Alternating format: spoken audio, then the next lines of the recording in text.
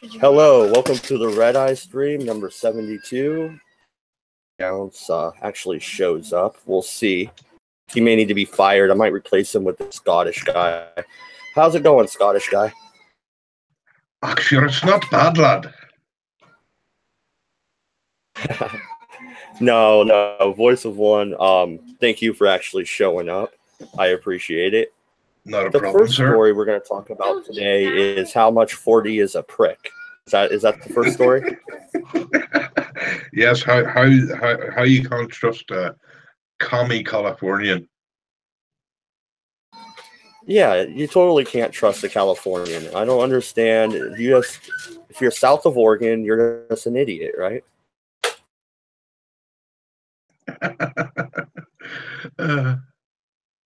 No, but for real, Trump made a comment about other countries being quote-unquote shitholes, but he made the comment in private, so we don't know if the leaker is telling the truth, for one.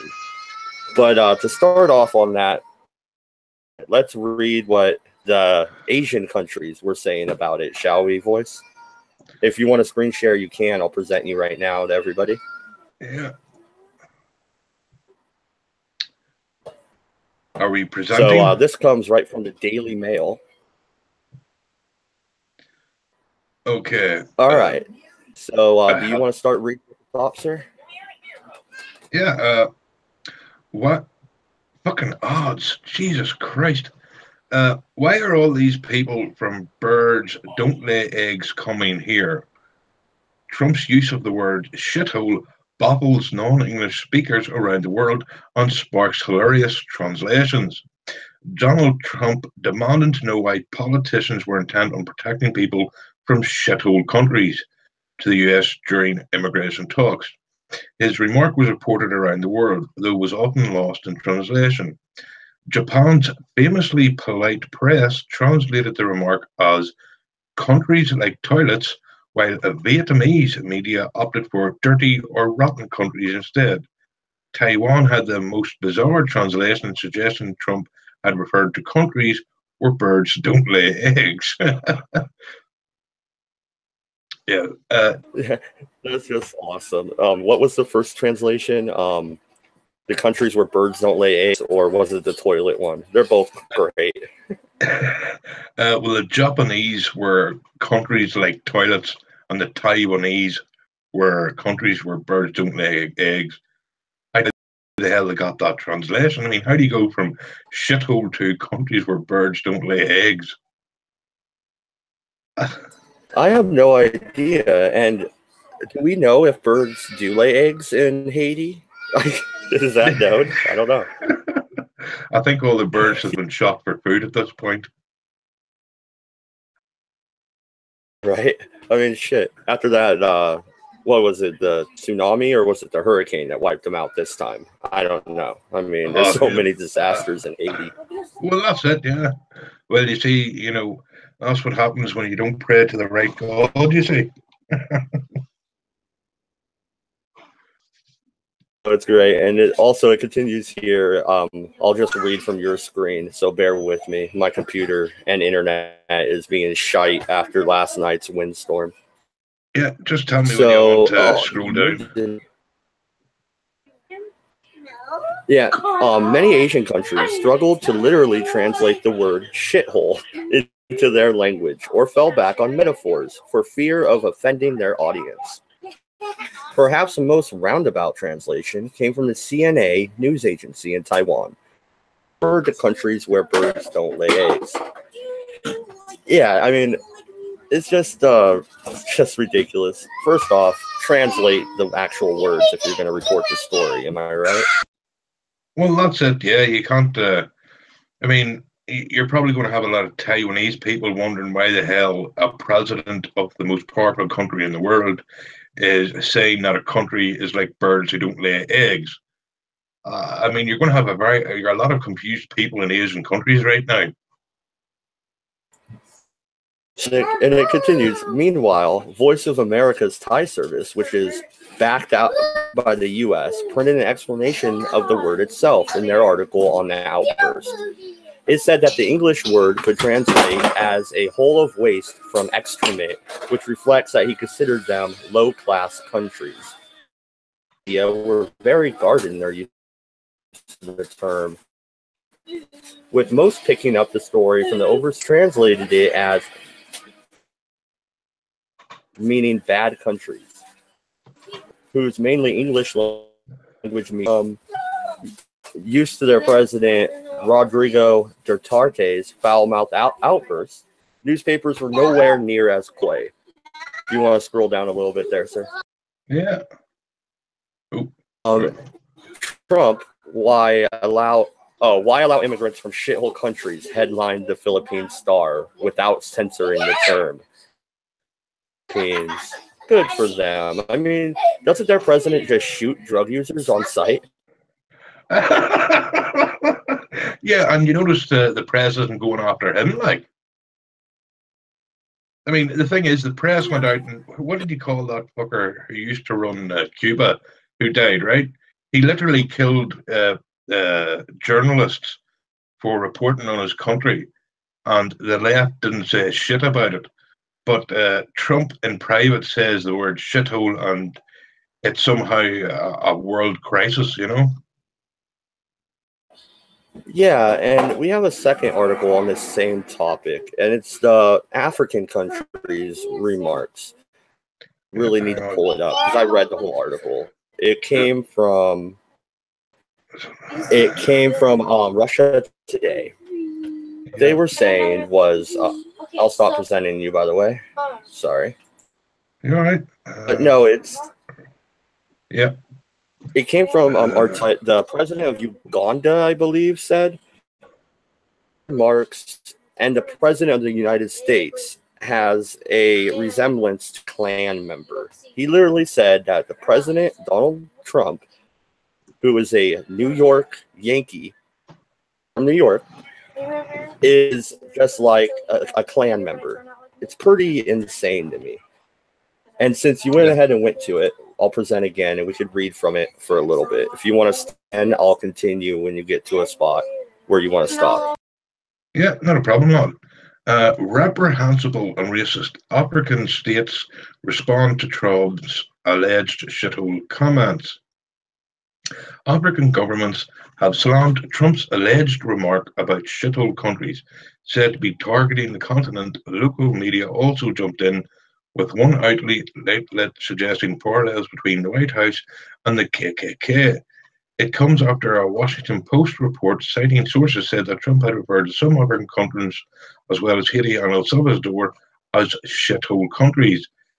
Well, they are shithole countries. Responding to the alleged remark on Friday, the African Union told AP it was frankly alarmed by the comment. Given the historical reality of how many Africans arrived in the United States as slaves, this statement flies in the face of all accepted behaviour and practice.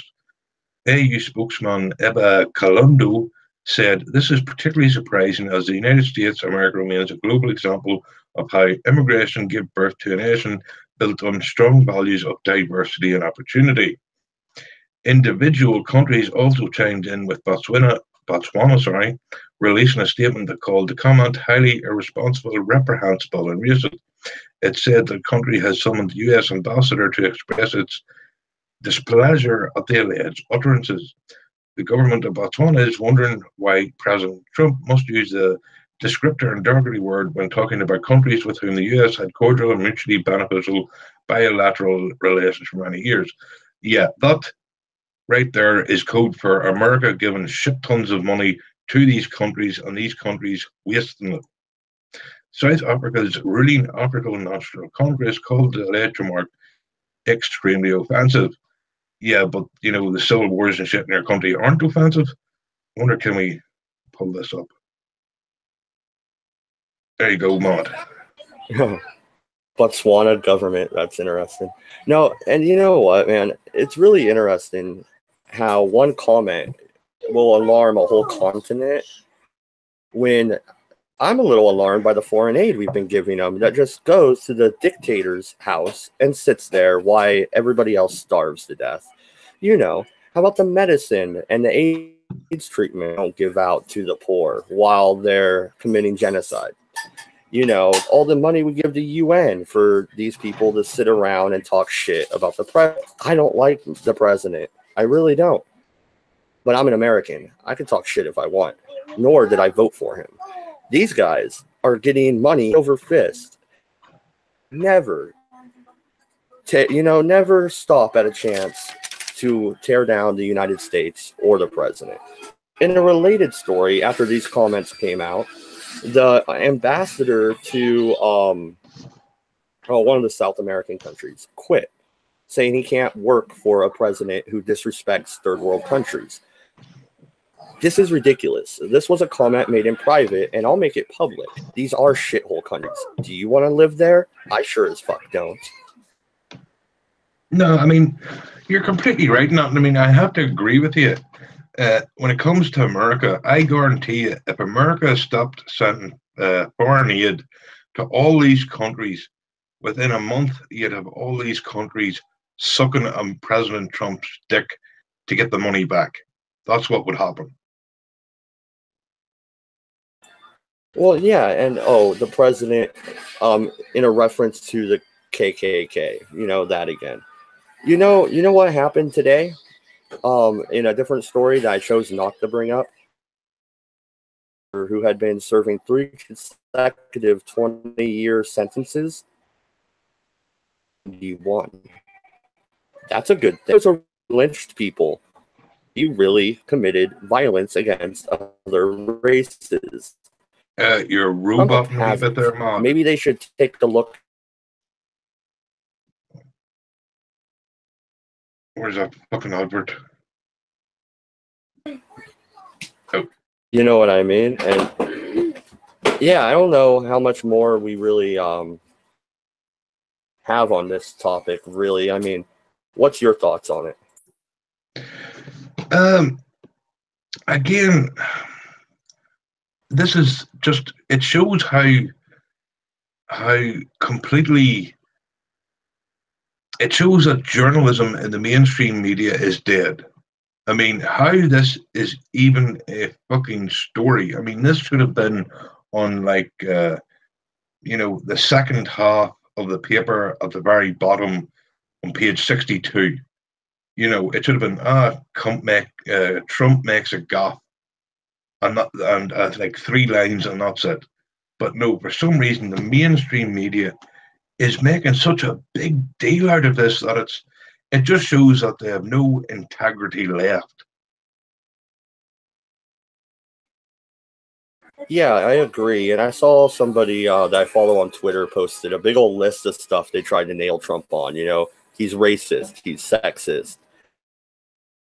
And then it goes all the way, it goes, that didn't work, right next to it. And then it goes all the way to the bottom. It goes, well, fuck it. Let's just try racist again. Yeah, that's kind of what they're doing. They're throwing all these terms at him and nothing will stick. He's like the Teflon Don or some shit,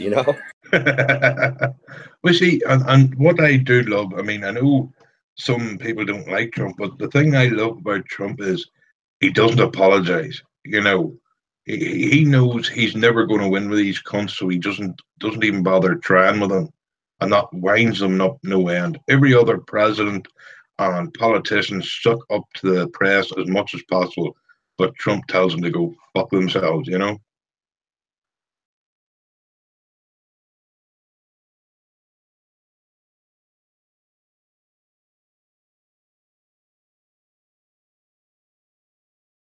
still there, Maud? Yeah, I was trying to pull up a story. Am I roboting? Actually, Hangout stopped responding for a second. You were a little bit a couple of minutes ago, but... All right. Is it better now? Yep. All right. Cool. Yeah. I don't know. I just think the media is taking way too much energy on false accusations. Politicians that they could find real stories over. Don't you think? Well, again, real stories, using real stories would actually hurt the mainstream media, because let's be honest here, the left are all the ones doing left-wing Democrats are all the ones doing the wrong shit at the minute.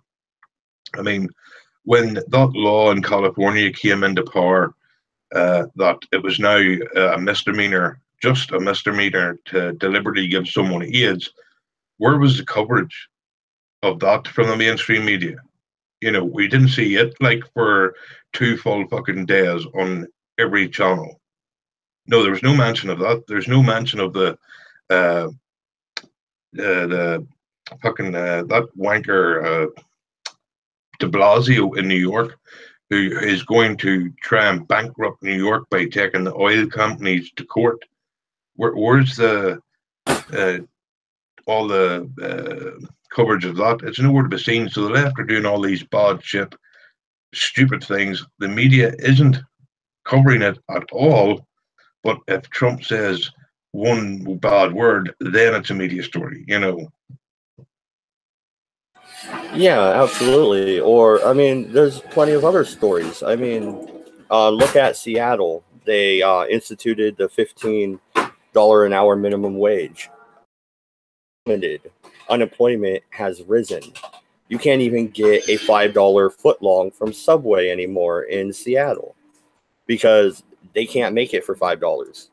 It's just bread and meatballs sometimes. You know what I mean? Like, at least that's my favorite sub sandwich is a meatball sub. That's bread, sauce, and meatballs, and some high school kid to make it. They can't even afford to do that for $5. Also in Seattle, they have a tax on sugary drinks.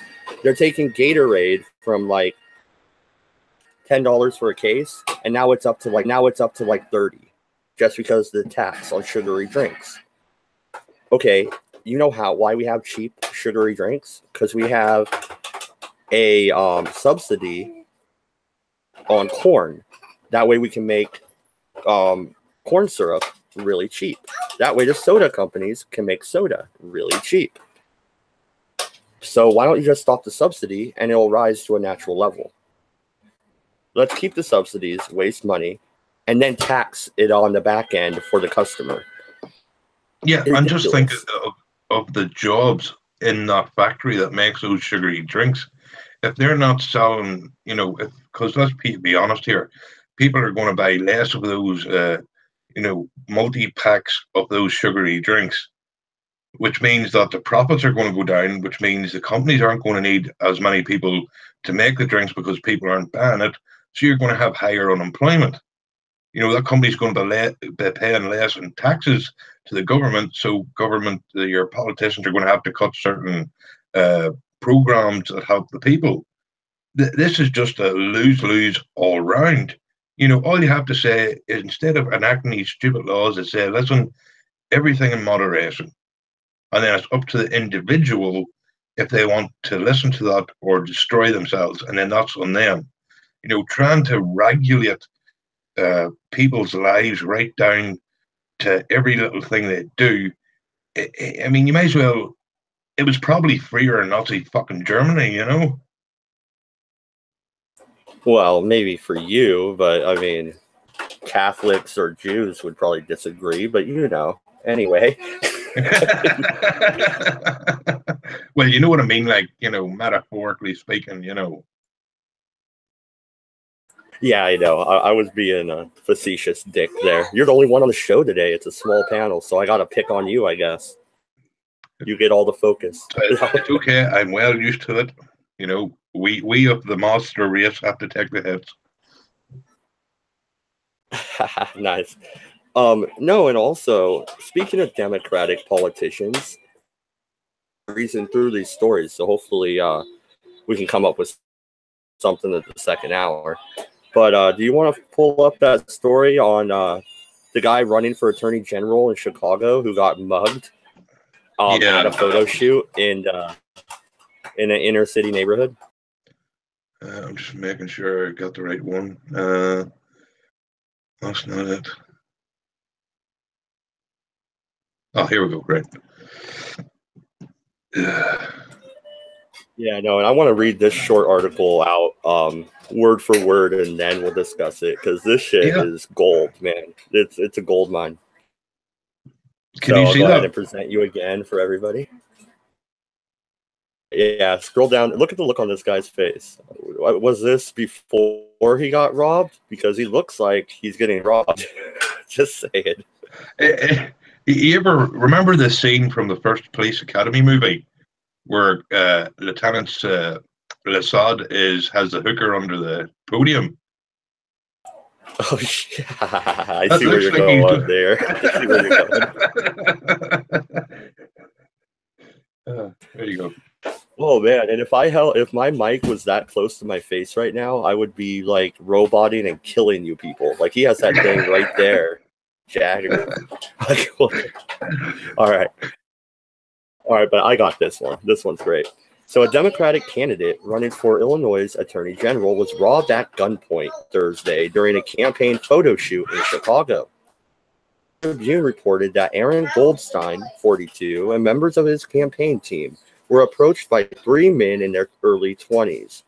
One of the men had a handgun and demanded Goldstein and their campaign aides turn over the camera equipment and other personal belongings, including cell phones, which they did. According to the Tribune, law enforcement sources confirmed that they had no one in custody and did not release a description of the suspects. Well, this is a Democrat running for Attorney General. I wonder if that's why they didn't release. Goldstein's campaign manager, Robert Murphy, candidate at the time, explained that he was taking promotional campaign photos with an "in the neighborhood" kind of message. Well, he's in the neighborhood. Chicago committeemen told the Tribune that no one was harmed during the robbery and that the campaign was assured by the police that the robbery was not a targeted act. Goldstein, Murphy, and campaign spokespeople, I bet they're men, but they just had to say spokespeople, did not respond to Fox News requests for comment.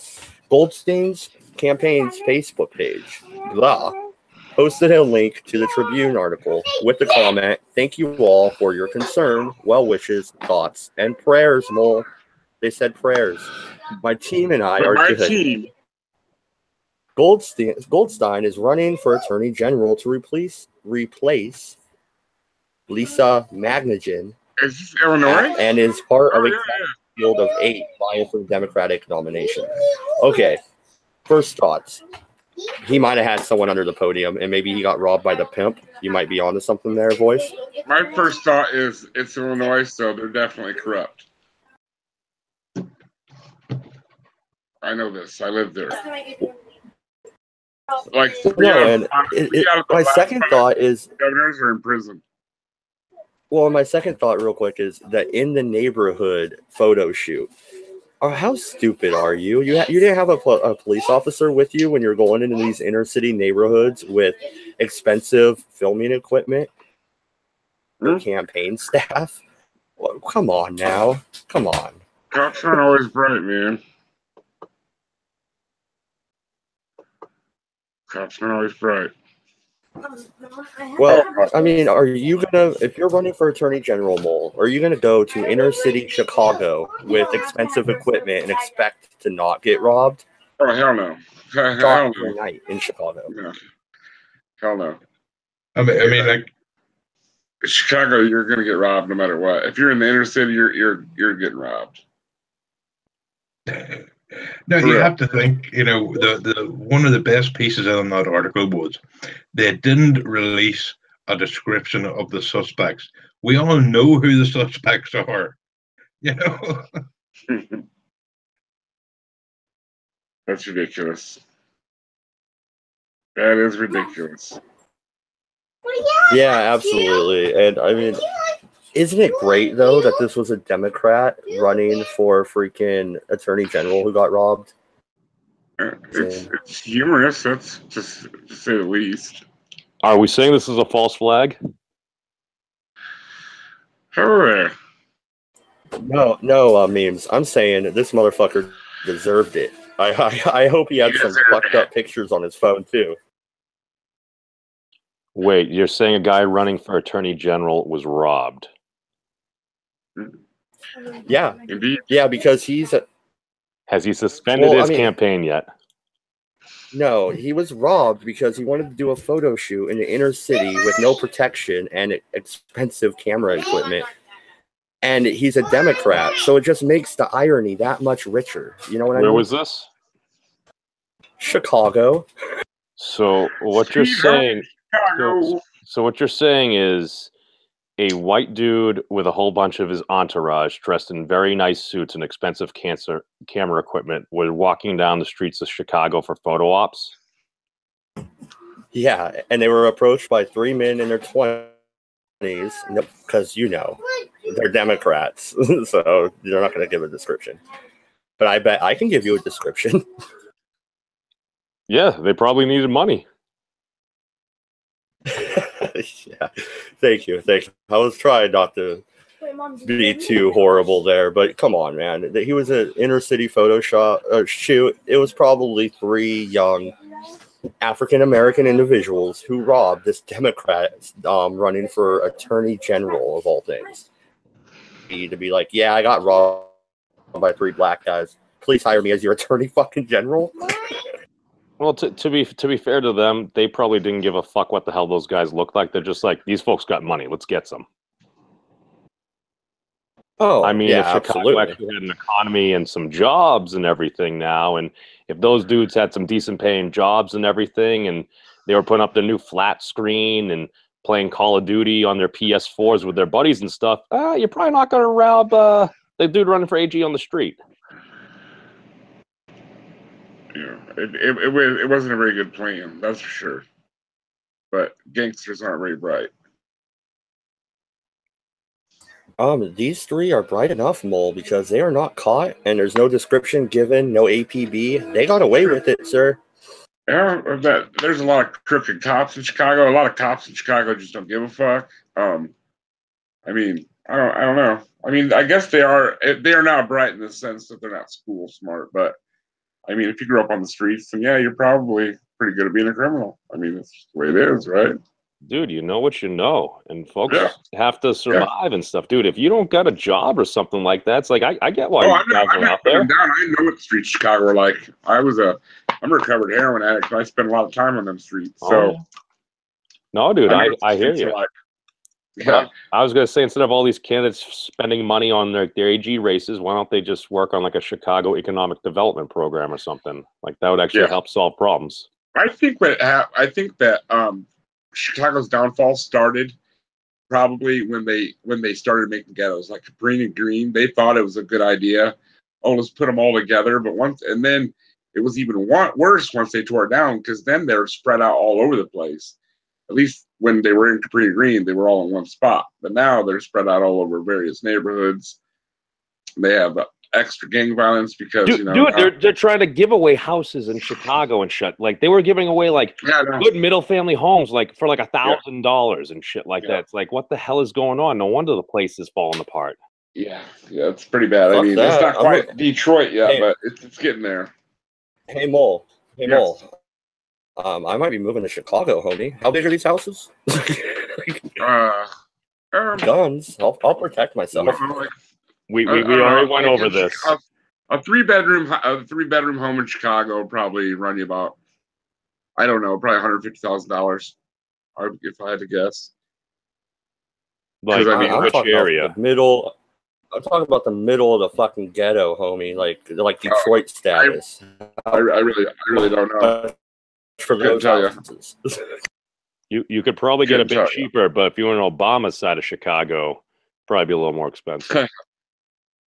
You know what's weird? That one of the nicest parks and courtrooms in Chicago is in one of the worst neighborhoods. Fucking, it's what's it called? What's the name of it? It's on the south side of Chicago. It's a park, Grant Park, maybe. I think it's Grant Park. And there's like a federal court building right there, and it's in one of the worst hoods in Chicago, the Wild Hundreds. It's pretty bad there. Pretty bad. I'll be straight up. The last big company I worked for, I'm sorry, Matt. I just want to finish one thing. But basically, they were flying out folks from like most of the eastern half of the country, like east of the Mississippi, because we had about 13 offices at that point. And I'll be straight up, of all the folks from all over the country that we talked with, that the dudes from the greater Boston area wanted to go out with, were like, dude, The dudes from Chicago were the fucking bomb. No, just because they were real folks. Oh yeah, they are. I mean, they're real motherfuckers. I mean, like, to tell you the truth, all the people I've met from Chicago that live, a lot of them have moved here to my hometown because I live about 2 hours south of Chicago. I live in a medium-sized city, about 14,000 people, and we do have low-income government housing here, like 1, 2, 3, 4, I think 5 different ones. So I don't know if there's like a sign in Chicago that says "fucking come to Kiwani, everybody's welcome." I'm not sure how it works, but that's what it seems to be like. I mean, if you met anybody else from my town, they would tell you this exact same thing. It's like they like have like travel brochures for our town, and they just all move here. Yeah. Well, don't you think a big problem with this actual story that we're talking about is Attorney General wanted a fluff piece, probably go out there and be like, "Look at me, I care about these neighborhoods, care about the neighborhoods," or else he would have gave an accurate description of the people that robbed him and get them out of the neighborhood. Would he not? He's running for Attorney General. It could have been the press. The police, if they actually did their job as technically supposed to, they'll ask for a description, what they looked like, what they were wearing, about how tall they were. They just didn't want to say it because of political reasons and ramifications. Right. I mean, I would think that they would try hard to catch them, though. I mean, being who they are, are they just a candidate, or are they actually the Attorney General? They're running in a crowded field of 8 Democrats running for the Democratic nomination for Attorney General. Chicago's loaded with Democrats, aren't they? Ooh. That's Chicago. Rob Blagojevich. Yeah. Oh, from Blago. Yeah, I forgot about Blago. Yeah, he's doing federal time, so he might be out now. I don't know. Hey, that Senate seat is precious. Oh, which was it? A mayor that was smoking crack? That wasn't Blago, was it? That wasn't Chicago, was it? I thought that was like New York. No, that was Toronto. That was Rob Ford. May he rest in peace. Yeah. Mayor smoked crack too, man. Dude, to be fair, for a very large, obese white dude, he knew his base, man. Cook rocks. Was he a good cook? No, dude. No, well, think about this. Who better to represent than the folk that's literally sitting there smoking a crack pipe with you? It's like, you know this guy is real. Right. You know he ain't a cop. That's absolutely sure, for real. Yeah, but would you really want him, being in charge of your taxes when he's high? Well, not if he's smoking it. I mean, essentially partying too much killed the guy. His brother even called him out on it, and unfortunately, shortly thereafter he resigned, he passed away.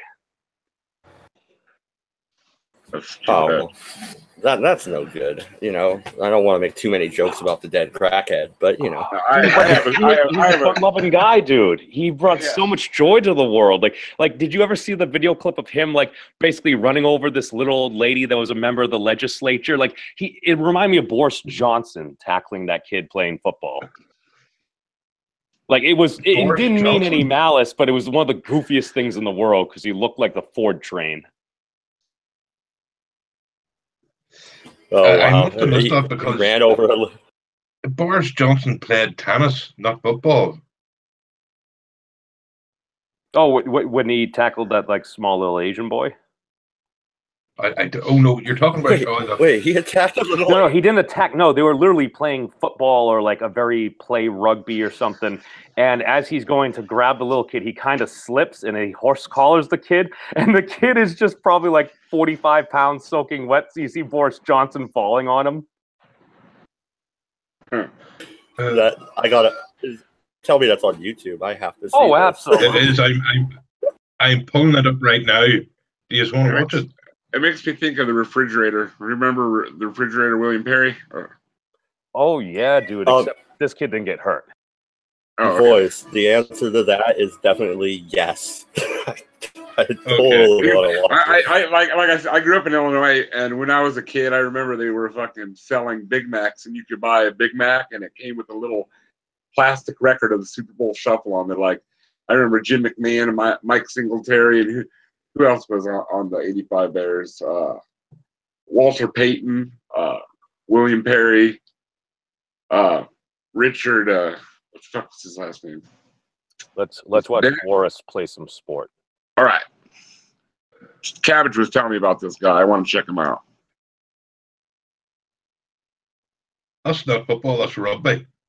Yeah, I know. Cabbage was telling me about rugby, and he told me to check out Boris Johnson. That poor kid. Oh, my God. So does that remind you of the refrigerator, Perry? A little bit, yeah. Awesome. You know what that actually does remind me of? Me and my friends took my son out to play baseball, right? At the park, and we're playing baseball, and my buddy, because me and my friends, we had a few drinks before we went, and my buddy's running towards second with my son playing second base, and I'm like, slide, and so my buddy slides and just he nails my son, and my son flips in the air. I'm like, no, dude, that's not how you slide. Like, he slide tackled him like in soccer. I'm like, what the fuck? Fucking 11-year-old kids like flying through the air. Like, shit. That's funny. That is funny. Or yeah, good times. He got up. He was fine. Watching. He's okay. But it was almost as bad as during the same game. He's out playing center field, shagging balls because we're just hitting balls out there, and he missed it, and it fucking almost hit him right in the head.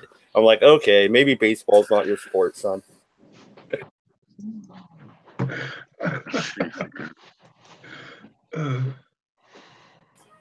Okay, we got sidetracked with Boris's awesomeness. Any thoughts though? Do you think this guy's gonna win for attorney general? I wouldn't vote for him, that's for sure. Not because he's a Democrat. Oh, not with that look on his face. You mean when someone was fingering him when he was talking to the public? I mean, like when he looked fucking scared at that podium. You know, I don't know.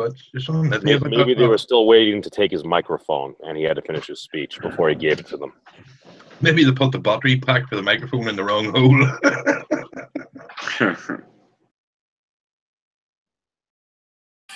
Oh shit! All right, so talk a little bit about Facebook. You want to pull up that Mark Zuckerberg CNN article, boys? 40's dead weight today. Thank you. But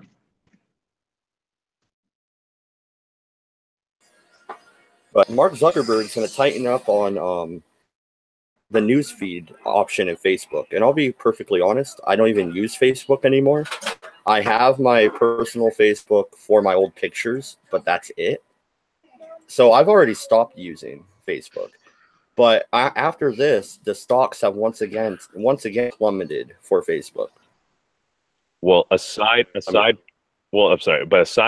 the Messenger app and the pictures, what else do people use Facebook for, really, or at least trending in that direction? Well, I used to use it because I was in a lot of good libertarian groups and organizations. That anymore. Like, I totally just stopped using it.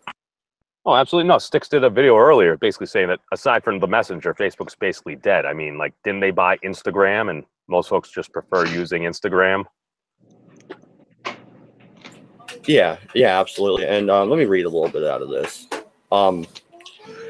If there's one thing Mark Zuckerberg has consistently excelled at, as Facebook's destroying his enemies.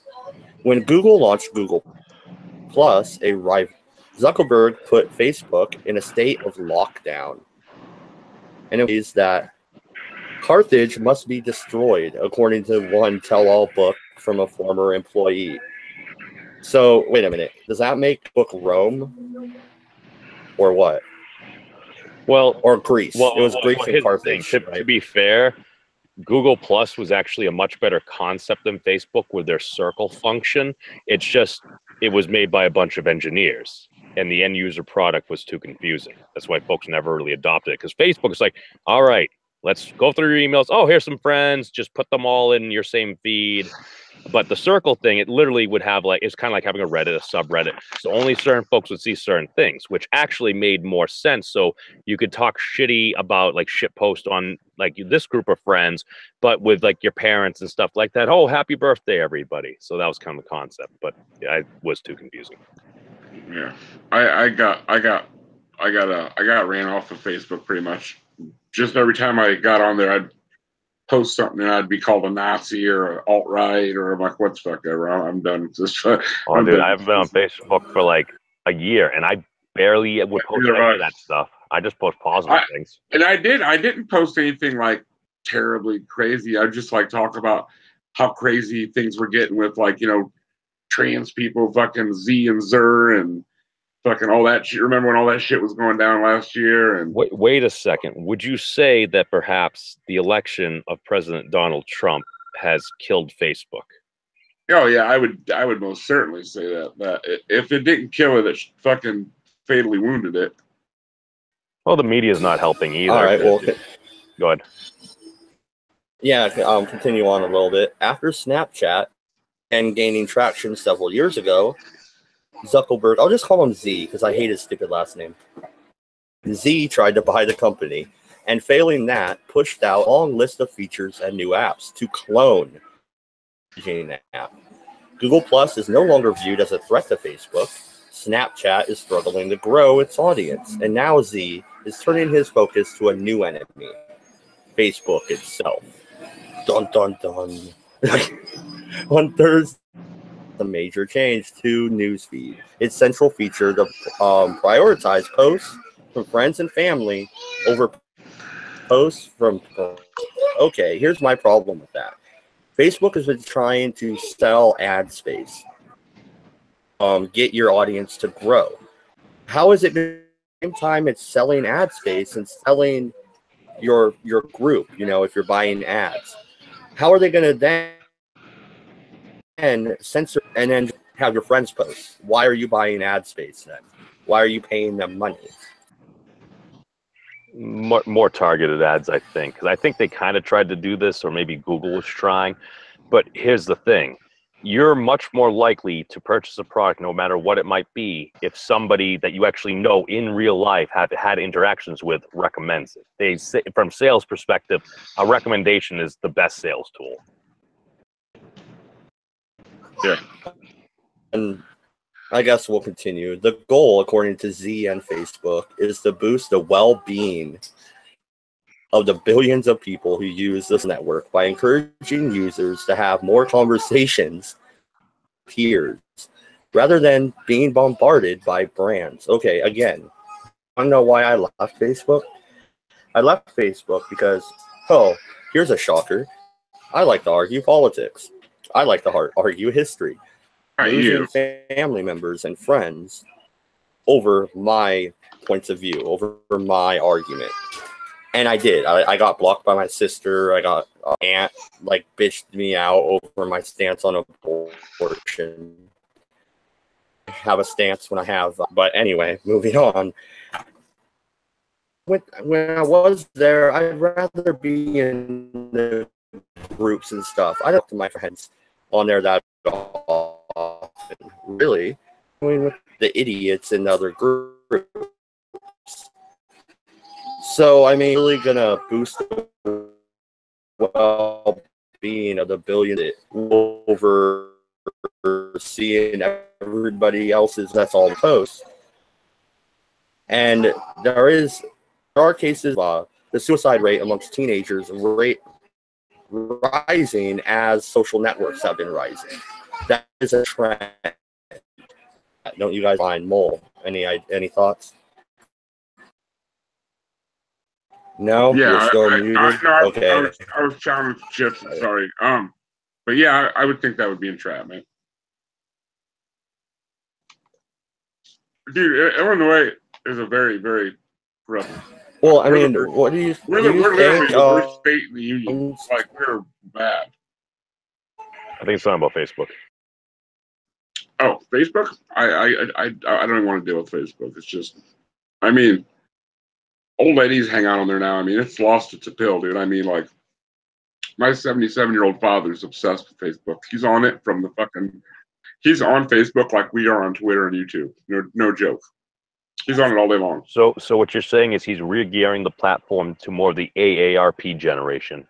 Yeah, exactly. It's exactly. I think it's a lot of retired people now, and like tweens and like not late teenagers, but probably like 14 and younger, and then maybe like married folks, like probably people that are settled down that are my age that are more I don't know, more liberal than I am, I guess. But what do you think about what Mad Dodge was saying about like how like teen and tween suicide rate is at like all-time highs? Oh, because of Facebook? Do you think? Are you asking? Do I think that might be a what are your thoughts? Well, yeah. What are your thoughts? And my contention is the rise of depression is. Oh, they go hand in hand. They do. I think the problem with social media is that it takes the personal out of interactions with people, and people, they don't have to be held accountable for what they say anymore, and they can just pretty much, I mean, they're keyboard warriors. They can run their mouth to anybody, and they're not going to have any repercussions. Like I was talking to Cabbage earlier this morning, I said that the internet's almost like a release valve for British people, because, excuse me, you know how British people are very stoic and stiff upper lip, and they don't ever show emotion in public. But you get them on the internet, boy, and they're wild ones. I think it's literally like a release valve for them, so they don't have to act accordingly, I guess you could say. It's like a catharsis. Yeah, exactly.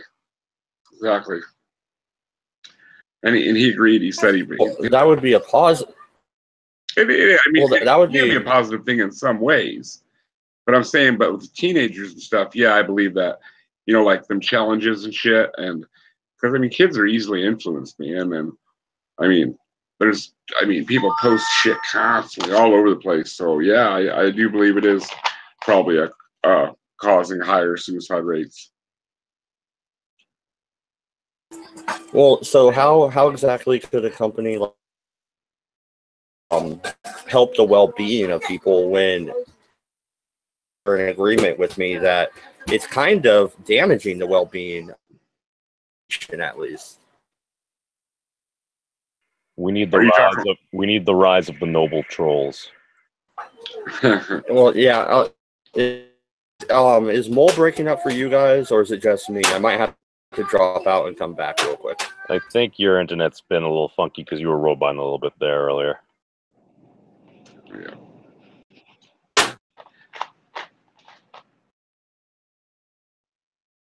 Yeah, nobody else seems robotic to me but you, Mad.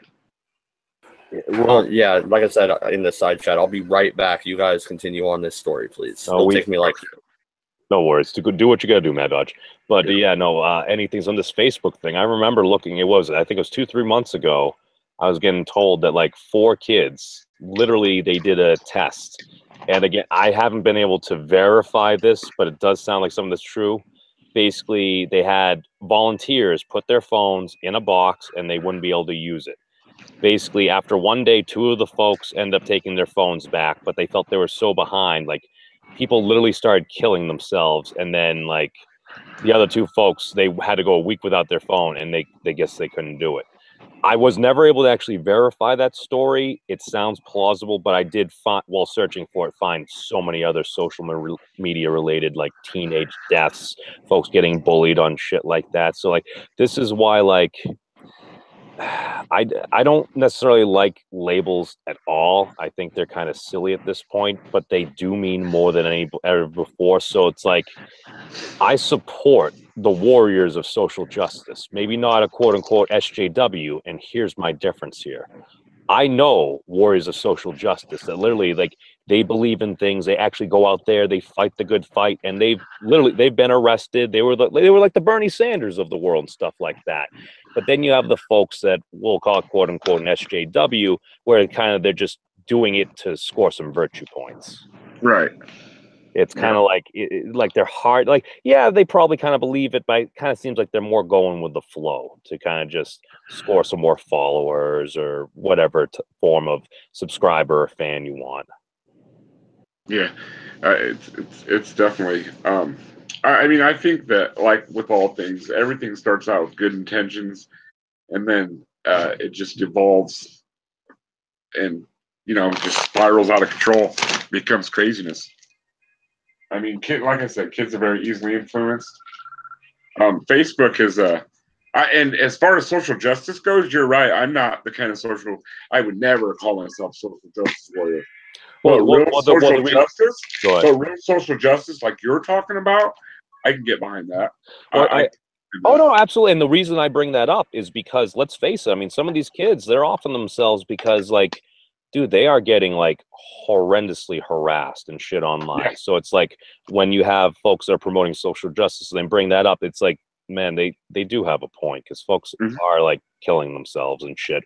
I think one of the issues that you kind of ran into with some of the folks that are pushing the envelope is, as has pointed out, I mean, there have been a lot of folks going to school with this and shit like that. You need jobs. And what was the last big social justice fight in the United States? As far as I remember, was gay marriage.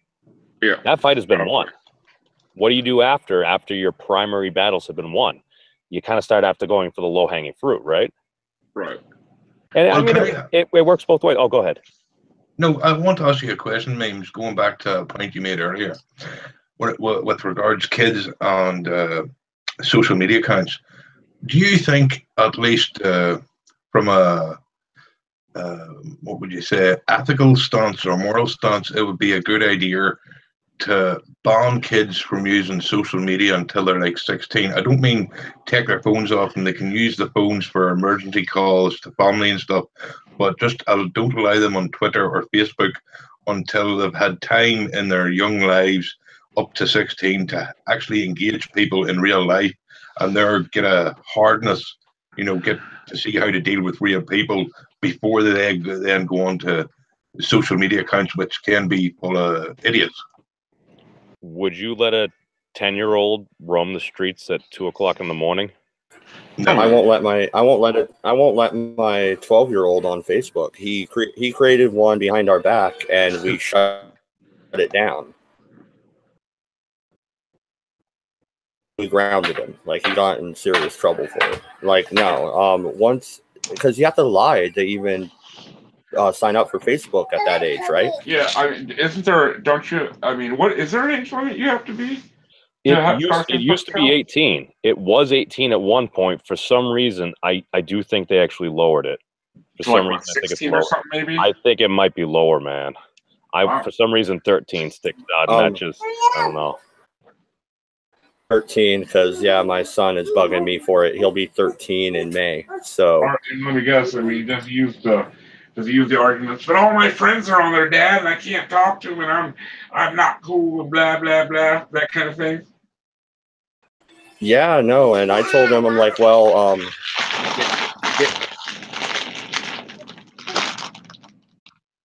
I told him, well, then have your friends get Discord, and I'll moderate your Discord. I'll create you one, and then you can hang out in there. I think Discord is easier to moderate and easier to chat. Yeah, no, but he has a Kindle Fire. We got him all Kindle Fires for Christmas, and there's no Amazon on the or no Discord on the Amazon App Store, so that didn't work. Yeah, I couldn't get Discord on my tablet either. I could I get it on my phone just fine, my PC, but I couldn't get it on my tablet. And Google Hangouts won't work on tablets either. Well, it wouldn't work on mine anyway. Wait, on an Android-based tablet, but Google Hangout won't work? On my Kindle, it wouldn't. No. I don't know. Maybe other tablets it might, but mine wouldn't. So. Yeah, no, and I saw in the chat right before my mic started going wonky, I guess. I thought it was you guys because you guys are going in and out. But Yeah, anyway, I think it was Matt Barkley said MySpace should rebrand itself as a free speech platform, and it would do great. I kind of tend to agree. It's still around. I mean, I think it's more of like musicians use it to promote their music now, don't they? Is that what it's mostly for nowadays? Yeah, but I think it's bad for that because nobody's on it. So there's no actual user base for the musicians to promote to. So why waste your time? I don't know. I was just saying what I've heard. You know, I don't really know a lot about it. So, I mean, MySpace was what 15 years ago when it was popular. Maybe was it longer than that, or was it about 15 years ago? 02, 03. I was in high school when I was using it. Yeah, it's about 15 years ago. Yeah. MySpace. I remember that shit. Rarely, but I remember it. Do you think they'll ever just say fuck it and fire Z? Because I'm sick of Z. Like, he can go fuck himself. Oh, Zuckerberg? I don't know. Yeah. I told you. I told you I don't like his last name. It's too hard to pronounce. Wait a second. Wait. Did we just find out that Mad Dodge is anti-Semitic? He probably no. No, I think we found out Mad Dodge is just a stupid last name. I think that he might have brought a white robe from Louisiana to Oregon with him. Hey, get it right. I have the fancy red one, you know, the Grand Dragon one. Yeah. The Grand Dragon. Figures you would be. You know, I have to say, I like the way they're all made out of silk. It's so fashionable. Right. It's like a kimono. A kimono. You guys are horrible.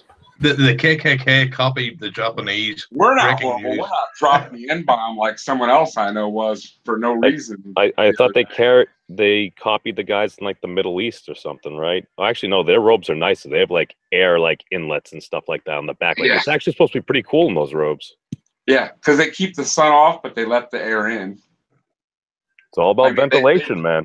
They've lived in the desert for a long time, so I'm sure they learned a thing or two about keeping cool, I imagine. So we have an interesting article from the Huffington Post. Do you want to pull that one up, boy? Yeah. That's the Bitcoin one, isn't it? No, that one's from Reason Magazine. The Huffington Post is the one where they're going to start asking all judges if they've ever raped somebody, pretty much. Yeah, got it right. Yeah, and they're all going to answer truthfully, I'm sure. Oh, they're actually doing that for MTG now? They're actually going to do like the background checks and stuff? Oh, no, court nominees.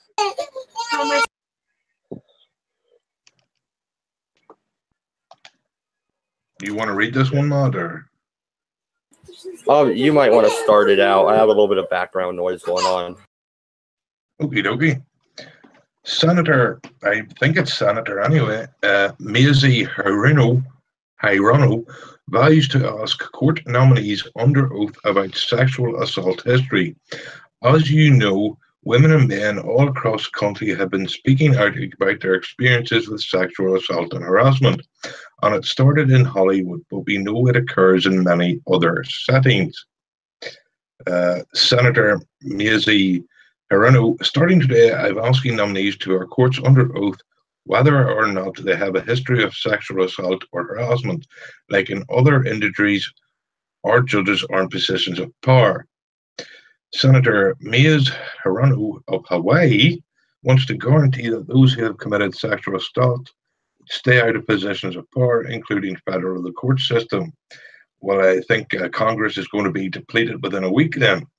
The senator tweeted on Wednesday that going forward, she'll be asking federal judge nominees under oath whether they have a history of sexual assault.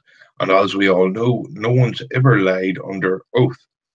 Hirono, who sits on the Senate Judiciary Committee which vets nominations to the Justice Department, began the new practice during a confirmation hearing for the Fifth Court of Appeals nominee, Kurt Engelhardt of New Orleans.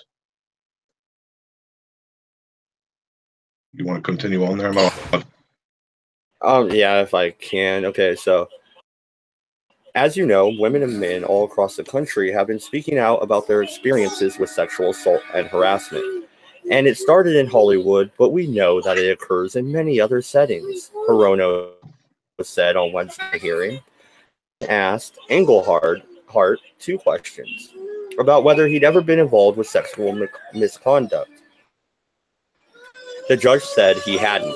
Hirono said that her announcement comes on the heels of the Supreme Court Chief Justice John Roberts' annual State of the Judiciary Report law released last month, in which Roberts noted that the judicial branch is not immune to issues regarding sexual harassment in the workplace.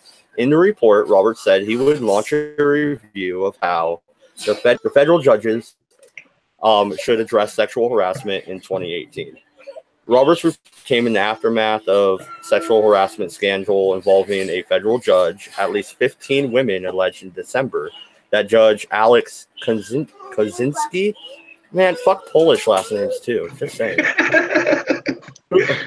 Ninth Circuit, the country's largest federal appeals court, and it's okay, I'm partly Polish, like a quarter, so I could say that. Yeah, you don't like Jews, you don't like Poles. Yeah, very talented mod. Yeah. Who was a judge on the Ninth Circuit? The Ninth Circuit, isn't that the circuit that's really ultra left wing? No, they did not stop Trump's travel ban. Yes, they did. So we're talking about liberal judges then, or at least this one who got caught, right? So let me ask you this: when did she ask him the question? I believe the hearing was just the other day. You'd have to go up again a little bit. Because I was going to say, give it about a week.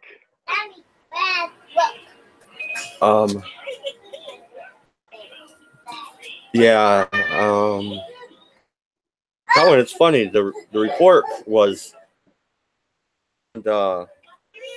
harassing people was from the Ninth Court of Appeals, and this guy was going into the Fifth, and he's getting messed up, getting harassed about it. I don't know. Should this be a question that they ask on the Senate floor? That's the real question here. I mean, do you really, if you're going to, okay, let's say Judge Napolitano, they want to appoint him to the Supreme Court. Do you really think that she should go, Mr. Napolitano, you have a great history of service to the country and courts in New Jersey. You're being nominated for the Supreme Court. By the way, have you raped anybody or grabbed anybody by the pussy lately? It is a little degrading, I would think. Well, I mean, these are people of power, Well, let me ask you this. Is it a disqualifying factor? I would imagine so, yeah. I mean, is it, or are they just asking the question, assuming you're going to say no? I don't know. Like, what happens if you said yes? Like, and are they talking like actual sexual assault or like normal flirting that goes on in the workplace? Because everybody flirts. Well, isn't that subjective? Yeah, it is subjective, I suppose. But I mean, there's a difference between a rapist and someone that's a flirt. A huge difference. But I mean, if you're going around pawing people, I suppose that makes you a predator. Well, I just have to make a comment on the chat. Sardonic 7. As long as that cow can consent and it's an adult, I think it's okay, maybe. Yeah, if it's consensual, what the fuck can they say about it? I mean, they can, regret later, maybe. But wait, are you talking about a cow? Or would it be like more? Well, I think he just means a fat bitch, Well, he says, get me drunk enough. I don't care if it's still mooing before my teeth clamp down. Sorry, these things happen. That was awesome. But let me pitch this to you guys, and I want your thoughts on this. Let's go to a 5D chess move here. If this does go through, wouldn't this be a good way to clear out a lot of folks in the judiciary and therefore need more appointments? It would definitely would, but I mean, would they answer honestly, and what would they use that? Well, it's like you said, Mole. Typically, most folks, regardless of what the actual answer is, whether it's subjective or objective, they're probably going to say no. But as we've seen with recent history, as long as it's some publicity, and if somebody has done something or it has interpreted somebody that they've done something, folks are now willing to come out, Matt, now because of the Right, you're right, shit. you're right.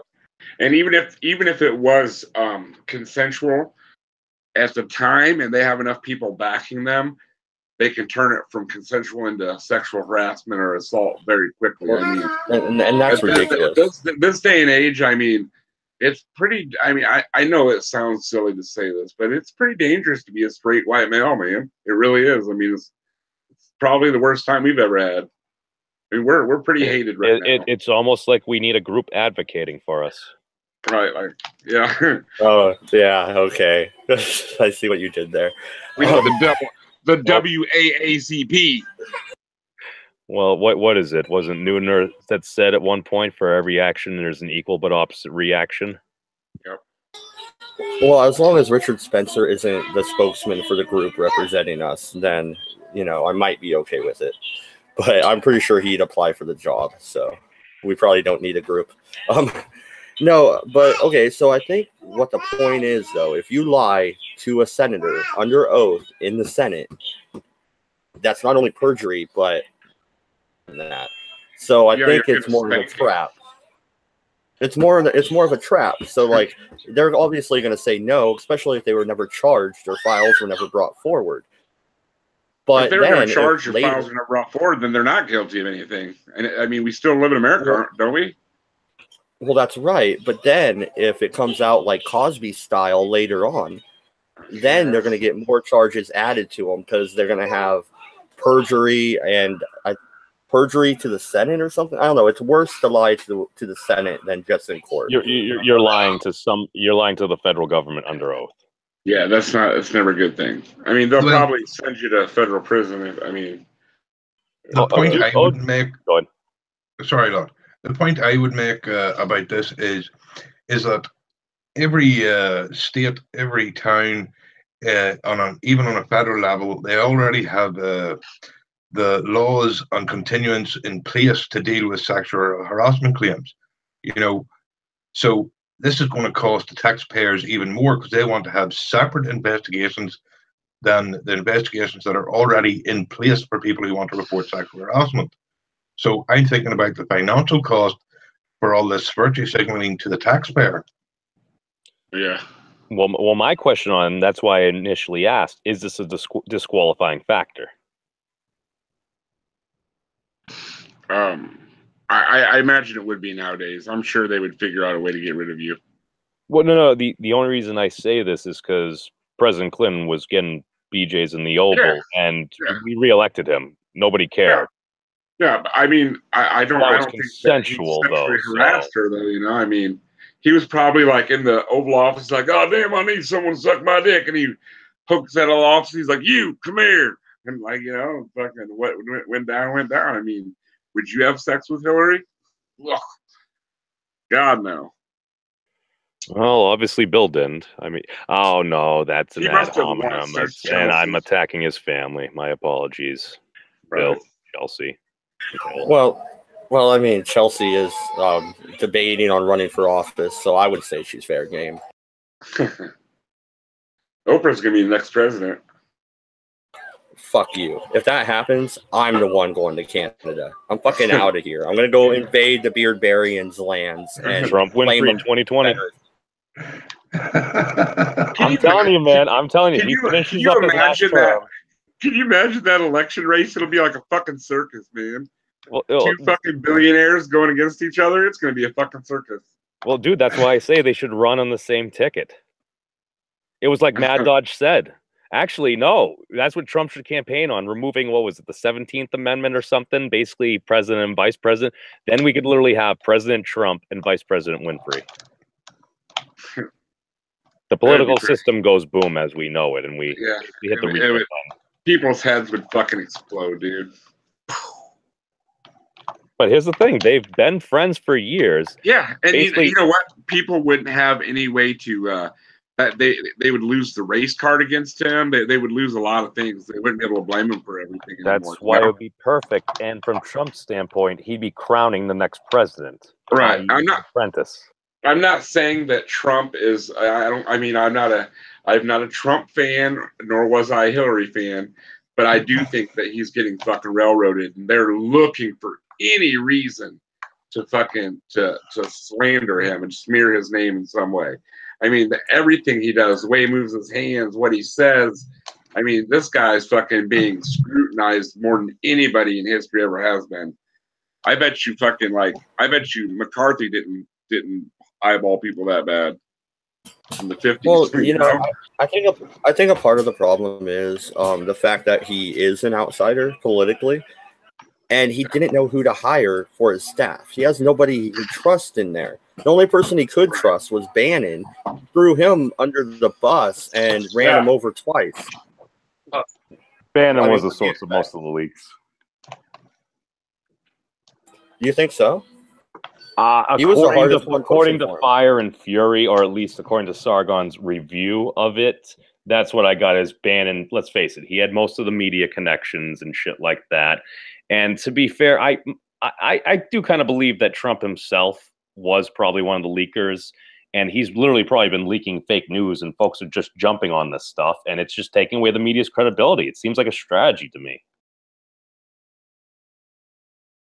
Well, if that is a strategy, that was fucking brilliant because it is working. I mean, fake news is the new fucking white bread. You know what I mean? Well, ask yourself this: we're not sure if Trump may have leaked this or it may have come out either way.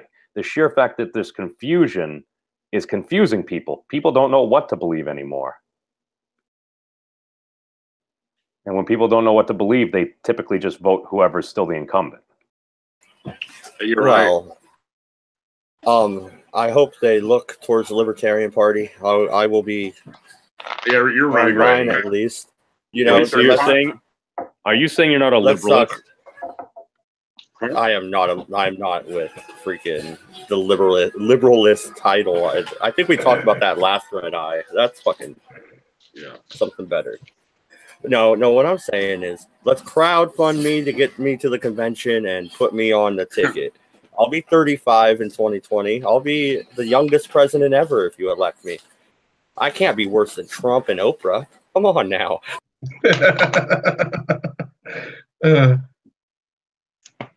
Seriously, I'll appoint MC as something, director of the NSA, and then I'll shut it down. You know, it'll be great. I think your younger days when you were not a very reliable citizen with your arrests might come up, lad.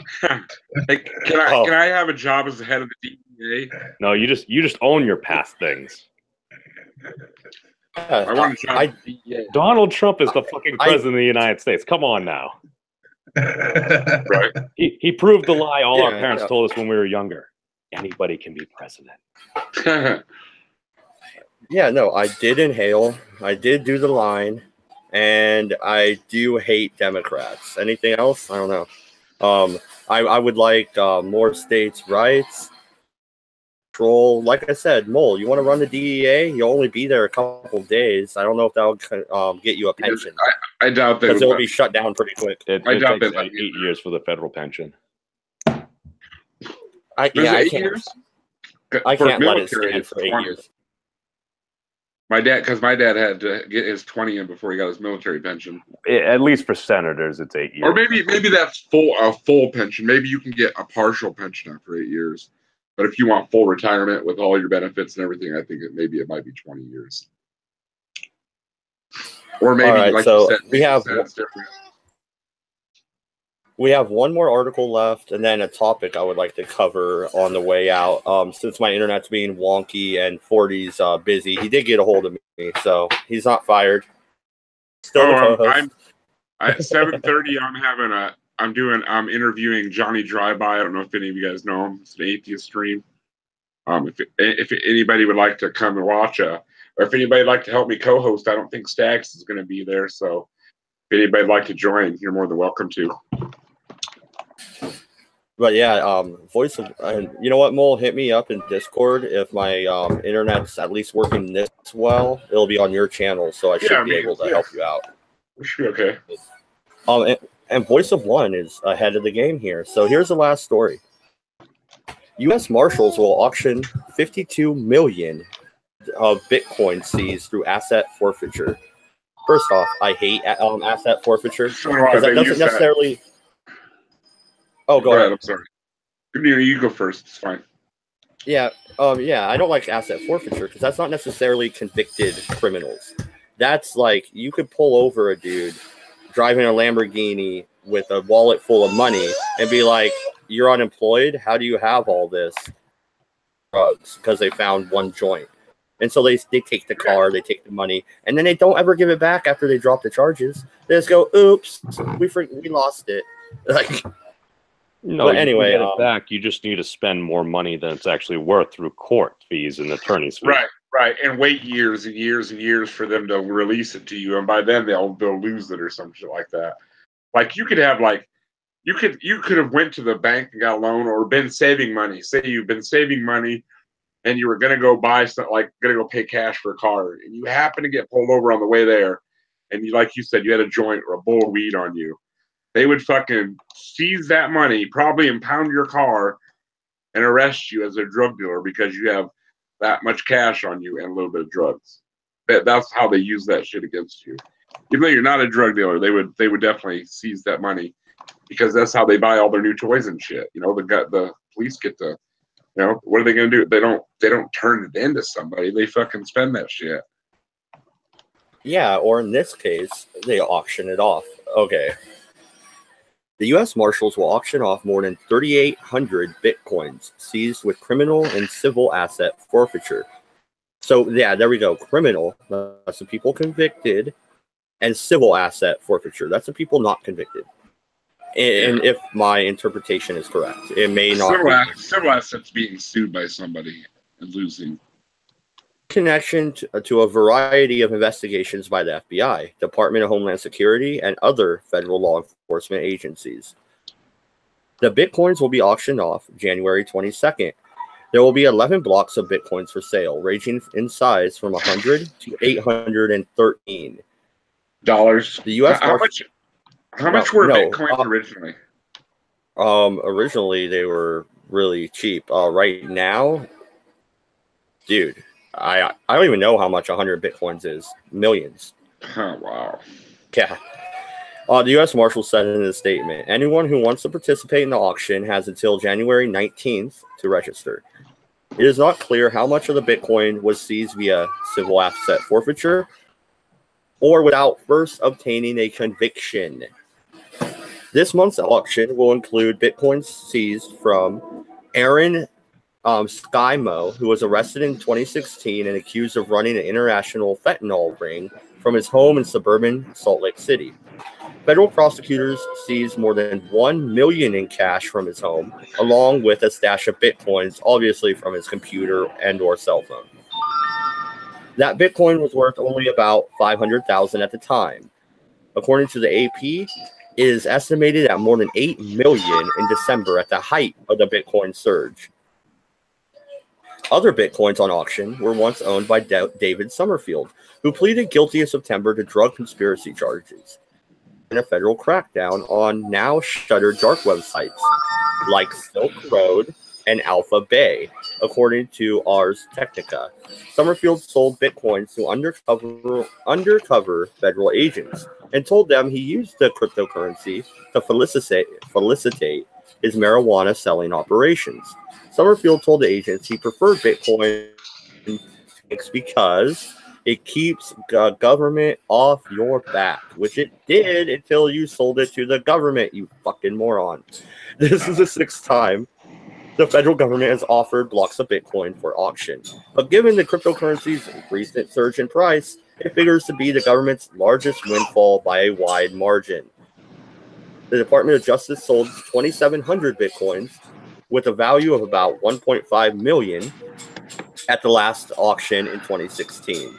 The largest ever auction took place in December 2014, when they sold about 50,000 Bitcoins.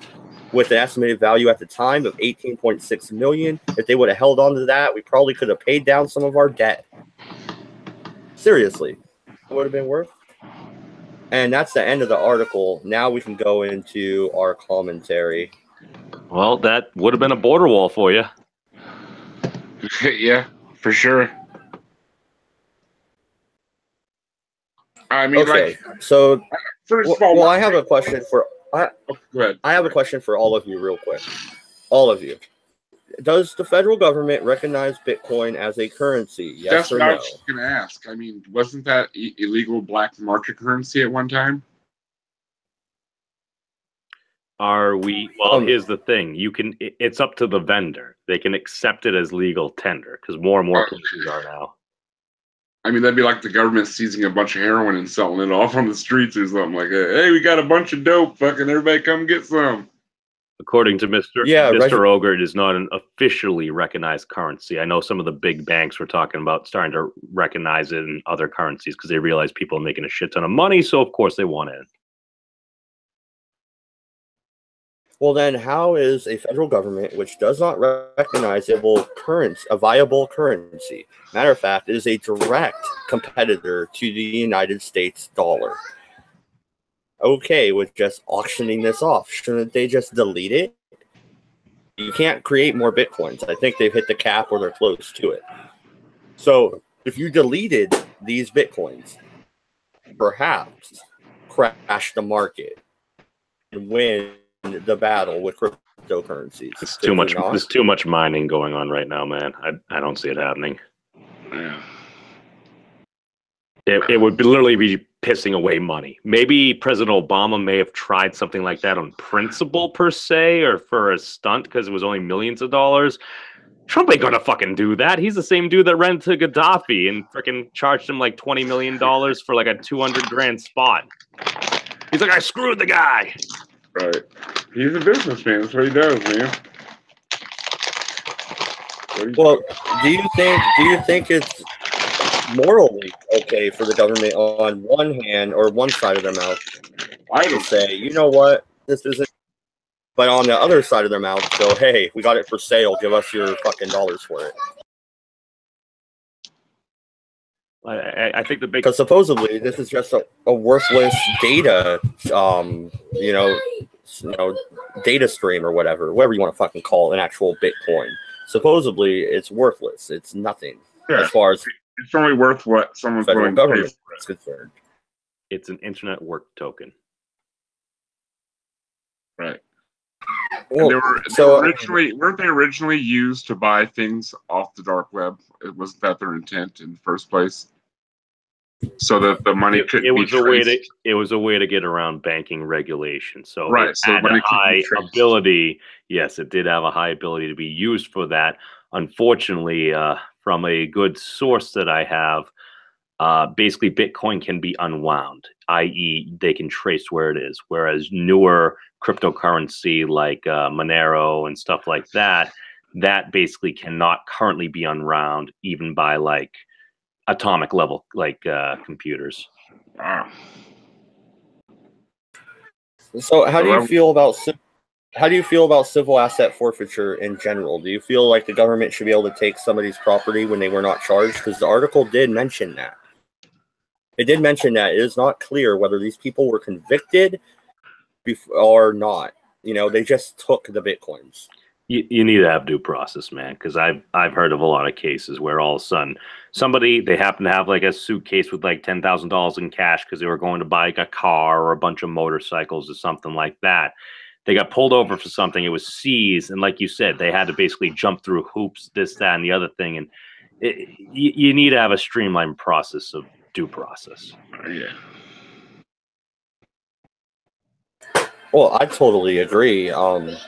I just don't know the system. They're not going to do that because they don't have to. I mean, like Mole said, the local police department can seize your asset and then make you go through a year or two of legal work to get it back.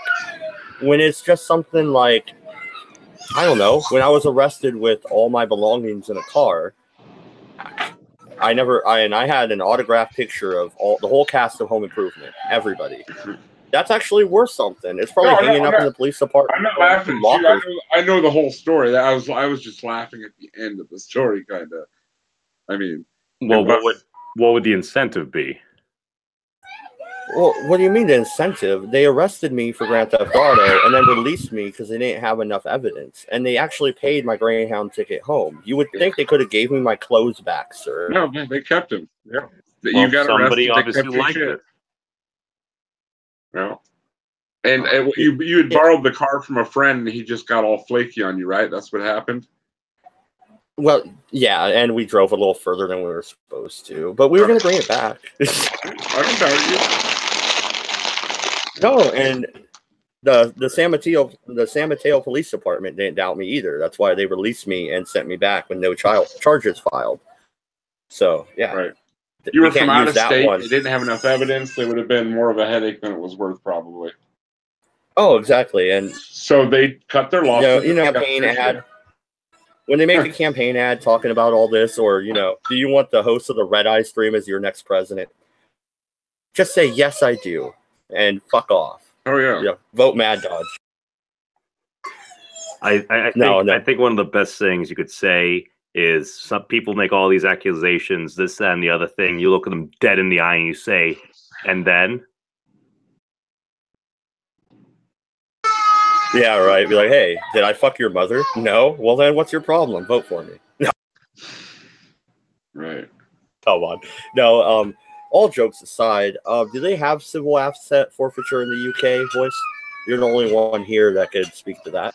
I honestly couldn't tell you that. I think that from what you're describing of the American system, they shouldn't be allowed to take anything off you that isn't directly linked to a criminal crime.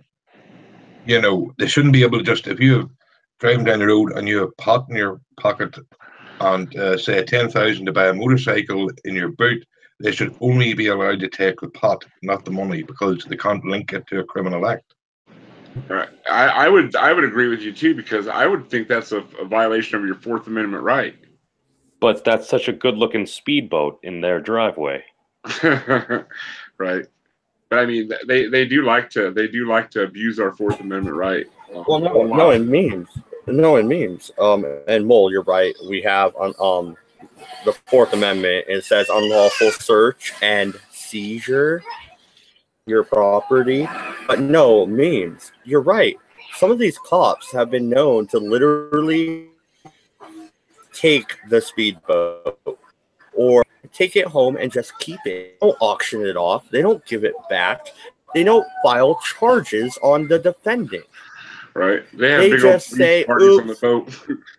Yeah. They have big police parties and shit. Well, no, there was a big thing. I believe it was in Portland, Oregon. It might have been either in Portland or Medford or something. Police doing this. Like, this happens. Yeah, once in a while. I mean, there's always some bad apples in there. I think one of the biggest issues we have nowadays, it's the other cops not really wanting to rat their buddies out or anything. Yeah, because once a cop, even if a cop comes forward and talks about corruption in the police force, he's the bad guy. I mean, he gets ostracized. He'll end up having to quit his job because nobody trusts him anymore. They really do have that, that mentality of the brothers in blue thing.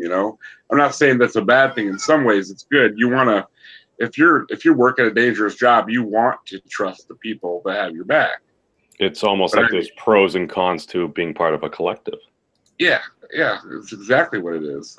So I mean, yeah, it's wrong, but I mean, I can also see their side of the story too. I mean, they got to stick together. I mean, because it's them against the world pretty much. And they do deal with some fucked up shit. I mean, as much as small petty criminals like me and Mad Dodge when we were younger, doing bullshit like that. But I mean, there's some serious fucking psychos out there that'll fucking hurt motherfuckers, So I mean, cops do have a rough job. I wouldn't want to be a cop. That's for sure.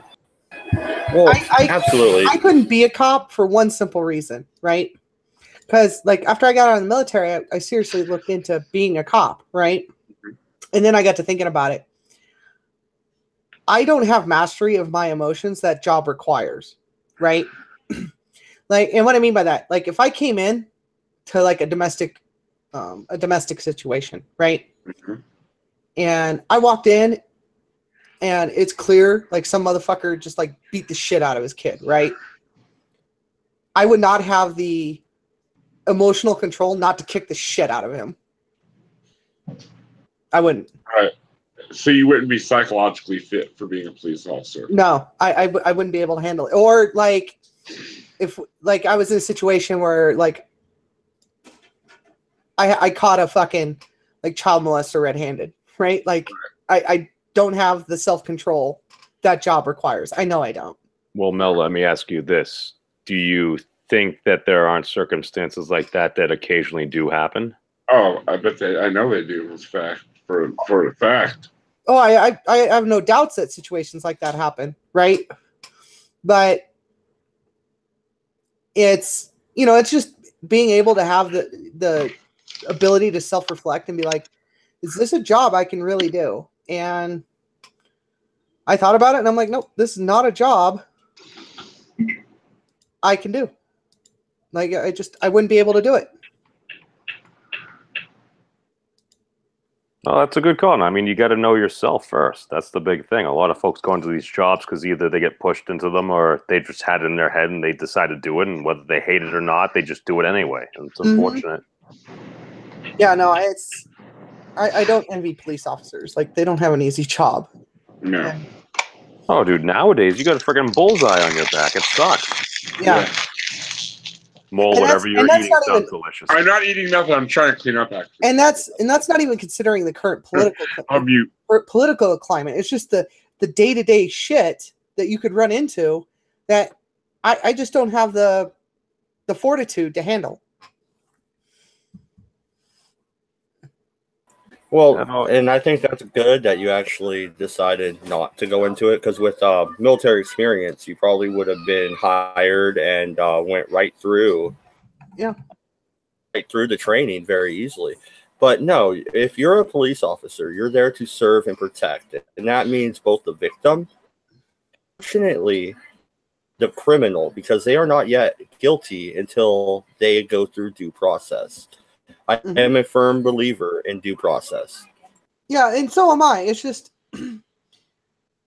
I am one of those people that will fly off the handle at outrageous shit. Like, I do it on a day-to-day basis, just with people saying retarded shit, right? But in a real life situation, oh no, that's just not a situation I need to be in. I don't need to. Just share this for a second, will you? Yeah, do you want me to present that to everybody, Voice? Yeah. And you could talk about that for a little bit. You Mel, want to explain this, Miss Melissa? Sure. So JC Leopold, okay. She's a transgender woman, transsexual woman, I call them. I don't like the word transgender, but that's a story for another day. Transsexual woman. She was severely beaten. Had her eye socket collapsed, a whole bunch of other things, or shattered her eye socket, collapsed her septum, all kinds of fun things. I retweeted her thing out. I donated $5. I'm not asking anybody to donate, but I will put the link for the tweet in there if you want to retweet it. Basically, and yeah, she like ideologically, me and her have a lot of fucking problems, but I'm willing to bury my ideological hatchet for somebody that didn't deserve a beating that she got. That's just out of control. And while I can't, she got clocked and she was beaten basically. That's horrible. Yeah, I mean, clocked is training lingo, meaning someone figured out she was a trainee. And no one deserves a beating like that. So I gave her $5. We'll put the link to the tweet in the live chat. You have a wrench, right, Melissa? Yeah, I do. And I didn't do that. She's she's a feminist, all that fun stuff, but you know what? I'm willing to bury my ideological hatchet and help her out. So hopefully you guys can do the same. All I'm asking you to do is retweet if you can. That's basically it. On Twitter, tag me in that, and after the Redeye, I'll retweet it at least. I don't have any money in PayPal No, to that's donate fine. right now, but I mean, a lot of times it's just getting the word out. That's the most important thing, right? Do we know like what the situation was, what was going on with her and everything? She has a synopsis of what happened. I mean, I wasn't there, so I can't verify what did or didn't happen or who said and she said, right? But yeah, she got a fractured skull, shattered eye socket, 2 breaks in her nose. Let's see. Oh, she's got her story attached here. yeah, go ahead and read that for everybody.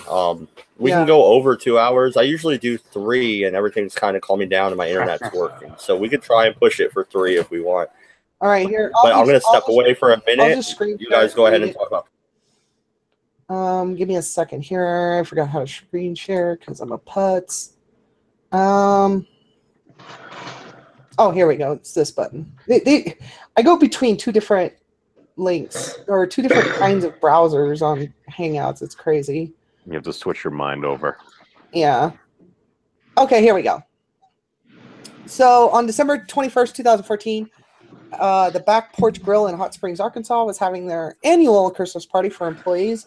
It was a cause for celebration, but for J.C. Leopold, the night was about to become a fight for her life and eventually justice. J.C. had been working full-time as a full-time chef, where she began her transition to female in mid-2014.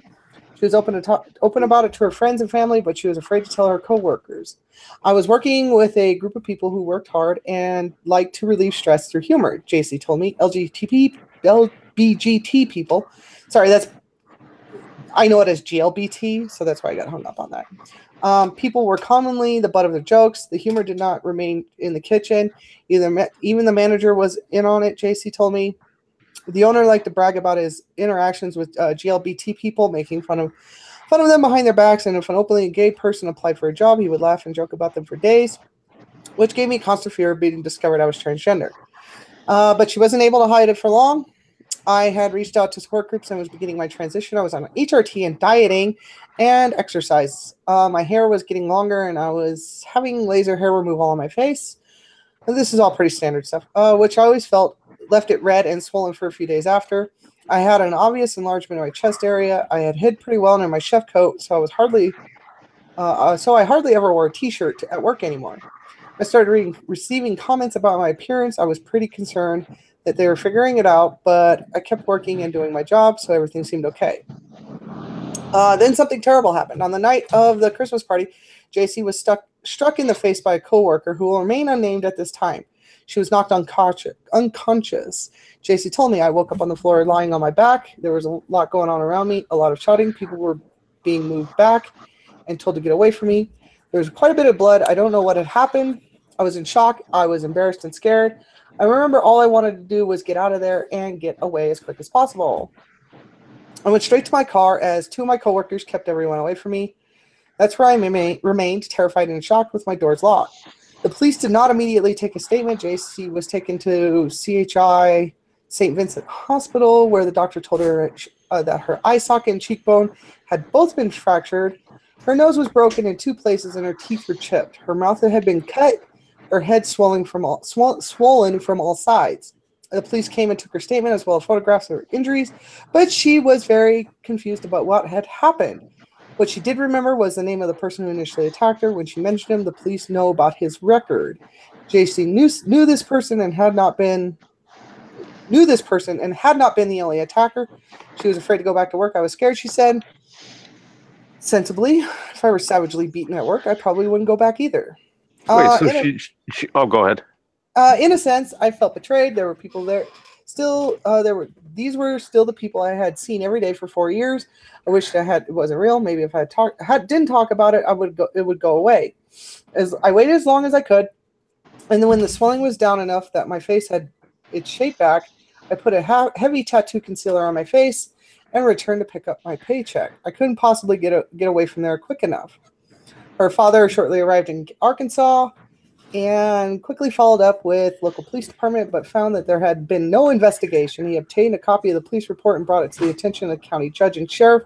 Believing they would help, he and Jason waited, but there was no reply. He went back to the police again and found there had still been nothing done. JC and her father met with an attorney. He said he did not have enough evidence to support a hate crime, said JC. He told me the reality of the situation was that this is the South, and any jury here would tell me the same thing they told any woman, that I should not have put myself in a situation where alcohol was being served. They would tell me that it was my fault. He said because I am transgender, they are going to be scratching their heads on what is that. He said I would not get a fair trial even if he could get it to trial. So I shut back down. The police didn't want to help. The attorney didn't want to help, and I was scared of going out in public about transitioning. So I shut down. I tried to not talk about it anymore. It was during this time of her life that she began to recess into her bedroom. And this is a huge, long article. I'm not going to read all this.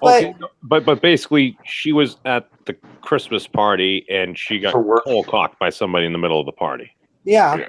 What the fuck? You don't need a fucking hate crime. That's just fucking assault, man. Yeah, that's just fucking assault. I mean, she didn't even see it coming or anything. You know, it's just...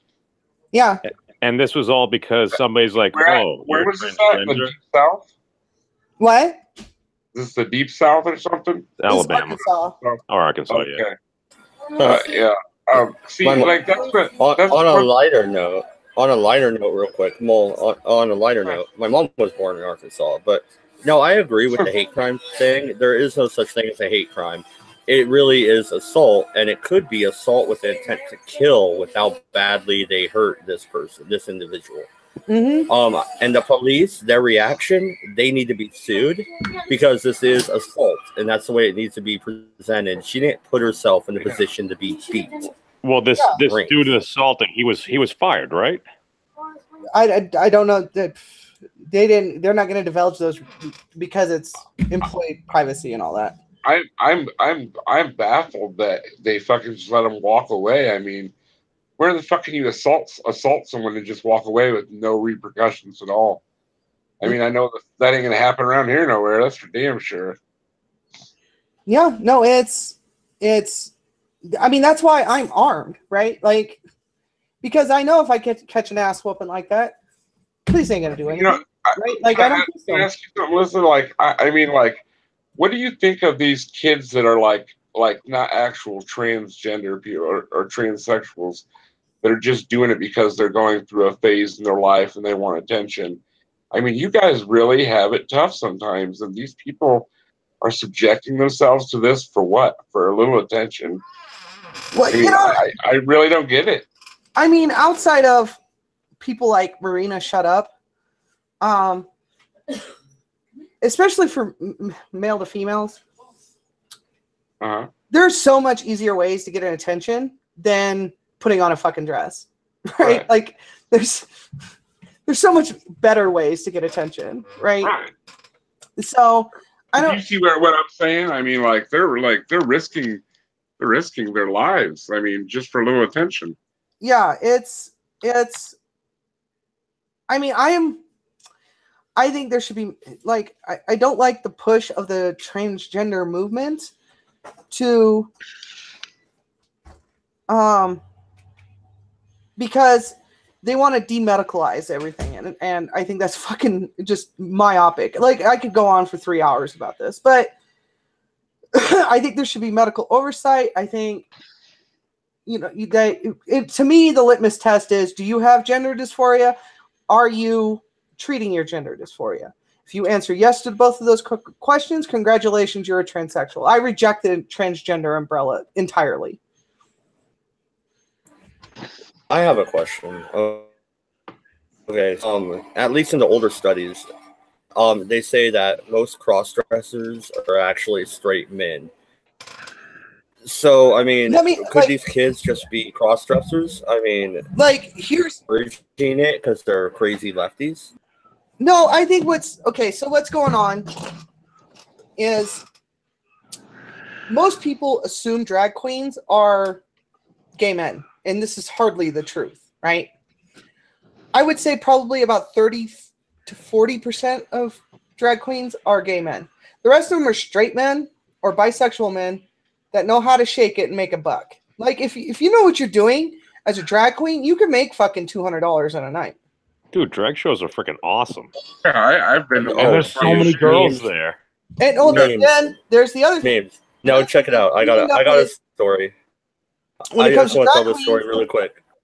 is That's because they're you'll get women dressing up as men, dressing up as women. Oh, that's weird. But no, a quick story. Me and my ex went out to a bar, right? Mm-hmm. And then usually the bar didn't have a cover charge. We get to the door, they're like $10 a piece. We're like, well, what's going on tonight? And they're like, oh, it's a drag show. And I'm like, oh, well, let's go to a different bar. And of course the girls are like, fuck no, let's go in here. I'm like, fuck, all right. So we went in there. I knew from high school. He ended up being gay, but he saw me there and he runs up and gives me a big hole in the cheek. I'm like, whoa, buddy. Like, I don't know. The whole situation kind of put me off, but the women loved it. So yeah, these people make a shit ton of money. Long story short, it was really uncomfortable for me though. And no, I'm not homophobic. It was an uncomfortable situation, I guess. I've never been to one before and it was just weird. Yeah. I'd go to another one. But see, like dragging or being a drag queen is ultimately a performance, right? Like it has nothing to do with sexual orientation or gender identity and none of that shit. But yet being a drag queen follows under the transgender umbrella. You see why I reject this fucking entire umbrella concept? It doesn't make sense. It doesn't make sense. Right. Yeah. Would you say like a drag show would be the same as a burlesque show pretty much? More or less. Like, and if I knew, like, I've known straight guys that are like that drag queen, right? Right. And like married to a wife, happily married, fucking 4 kids running around the house, just normal fucking dudes, right? Watches football on Sunday, but they just like to wear silk. Saturday night they get all dolled more up. Comfortable underwear. But Saturday night they get all dolled up and they go out and they make fucking $200-300, right? I can't fault them for that. Right. So yeah, absolutely. But there's a conflation in between that umbrella. I think you're right because it's a real psychological condition. It's an Like right now, I don't have my makeup or anything done, right? That's why my camera's not on. And I'm not going to turn it on because I would sit here and literally go crazy with all of you staring at my face. So you like, sound that's how like bad most it is. every other gal out there. Yeah. It would drive me literally bonkers. I wouldn't be able to hold still.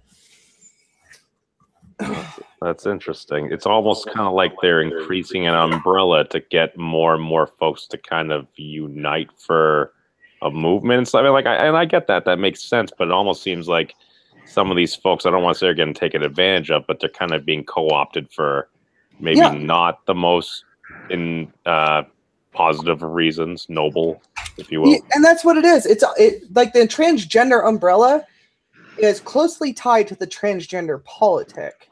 And the reason they add all these different people in there, like GNC, like gender nonconforming people, is so they can increase their numbers and play their political game.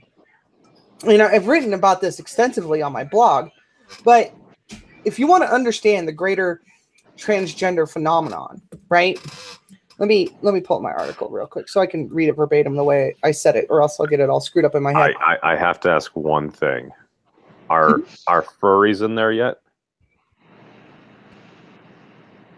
I don't really pay that close of attention to it. No, I'm just curious because I'm one of the big proponents of things tend to come full circle. So I think at some point you're literally going to do the loop and, well, you've encompassed everybody's sexual orientation, fetish, this, that, or the other thing. Mm-hmm. Okay, so here's how it all works out. Gender is a social construct. If gender is a social construct, you can be any gender you want. You can express that gender in any way that you want. Your gender could be fluid. If your gender is fluid, you could change your gender as you see fit. If you disagree with this, you are transphobic. You are pushing the white supremacist, capitalist, monotheistic patriarchy. If you understand this formula, you'll begin to understand the larger transgender phenomenon. Since 99% of the shit they come up with has no medical basis, social constructionists had to piggyback off of gender dysphoria and the DSM-5, which has caused a great deal of confusion amongst the population. This has been a harsh criticism of mine because a discussion should be had on transsexuality. but is constantly obfuscated by these social constructionists. They have done a great job that those who want to have this important conversation are often talking past each other. So what I mean by that is when people are talking past each other, you'll hear some shit like transgender is a mental illness, right? Right. And it's not. And this is not a game of semantics. If you understand the transgender umbrella, this is not a game of semantics. A drag queen is not mentally ill. A gender non-conforming person is not mentally ill, right? It's just a girl that doesn't want to wear a fucking skirt or whatever, right? Or doesn't want to dress like a girl. Or a guy who doesn't want to dress like a guy, right? Right. Yeah, no, all our bodies are wired differently. Yeah. And gender nonconformists are fine with they don't have gender dysphoria, right? They just don't want to play the game, right, so to speak. So when someone says, well, transgenderism is a mental illness, knock Blair White, they're talking past what they don't understand. Transgenderism, even transsexuality, is not a mental disorder. Gender dysphoria is. That's the diagnosis. It's like calling chemotherapy cancer. So it kind of sounds like what you're saying is we're being, at least the greater public, being presented a greatly oversimplified version of what's actually going on. Exactly. I gotcha. Yeah, well, and that's really easy to do when you consider the what's the population of transgendered people in the United States? Like 0.03%. Well, see, and the problem with that number, like, really, if you understand the transgender phenomenon, like, you have so many problems with the way even studies are fucking done, right? If someone were to come up to me and say, "Are you transgender?" I might fuck with them and say, "No, I'm a natural born female," just to fuck with them, and it's not against the law. See, Melissa, if I was you, I would say that I'm a naturalized female. Mm-hmm. Yeah, I would say, no, I'm not. I'm just a woman, right? It's not against the law. And there's so many, and there's like, I mean, I know I'm ugly as shit, but there's so many fucking trannies out there that are fucking gorgeous, right? I swipe right. You know, at a basic glance, you wouldn't know they were trannies, right? Right. Well, that's why they're called traps. Especially, you know, however you feel about it, notwithstanding, now that they're transitioning, you know, 16-year-olds, they never even really masculinize, right? Right. I mean, if you didn't know who Theron Meyer was and you saw her on the street, you just think she's a really tall chick because she's like 6'1", right? But no way you'd be like, oh, that's a fucking dude. Like that if you think that's the fucking delusion. Here's another question. So, do you believe that gender is a social construct? Because I can lay a bunch of toys out in front of twins. I have one boy, one girl, the exact same age, born minutes apart.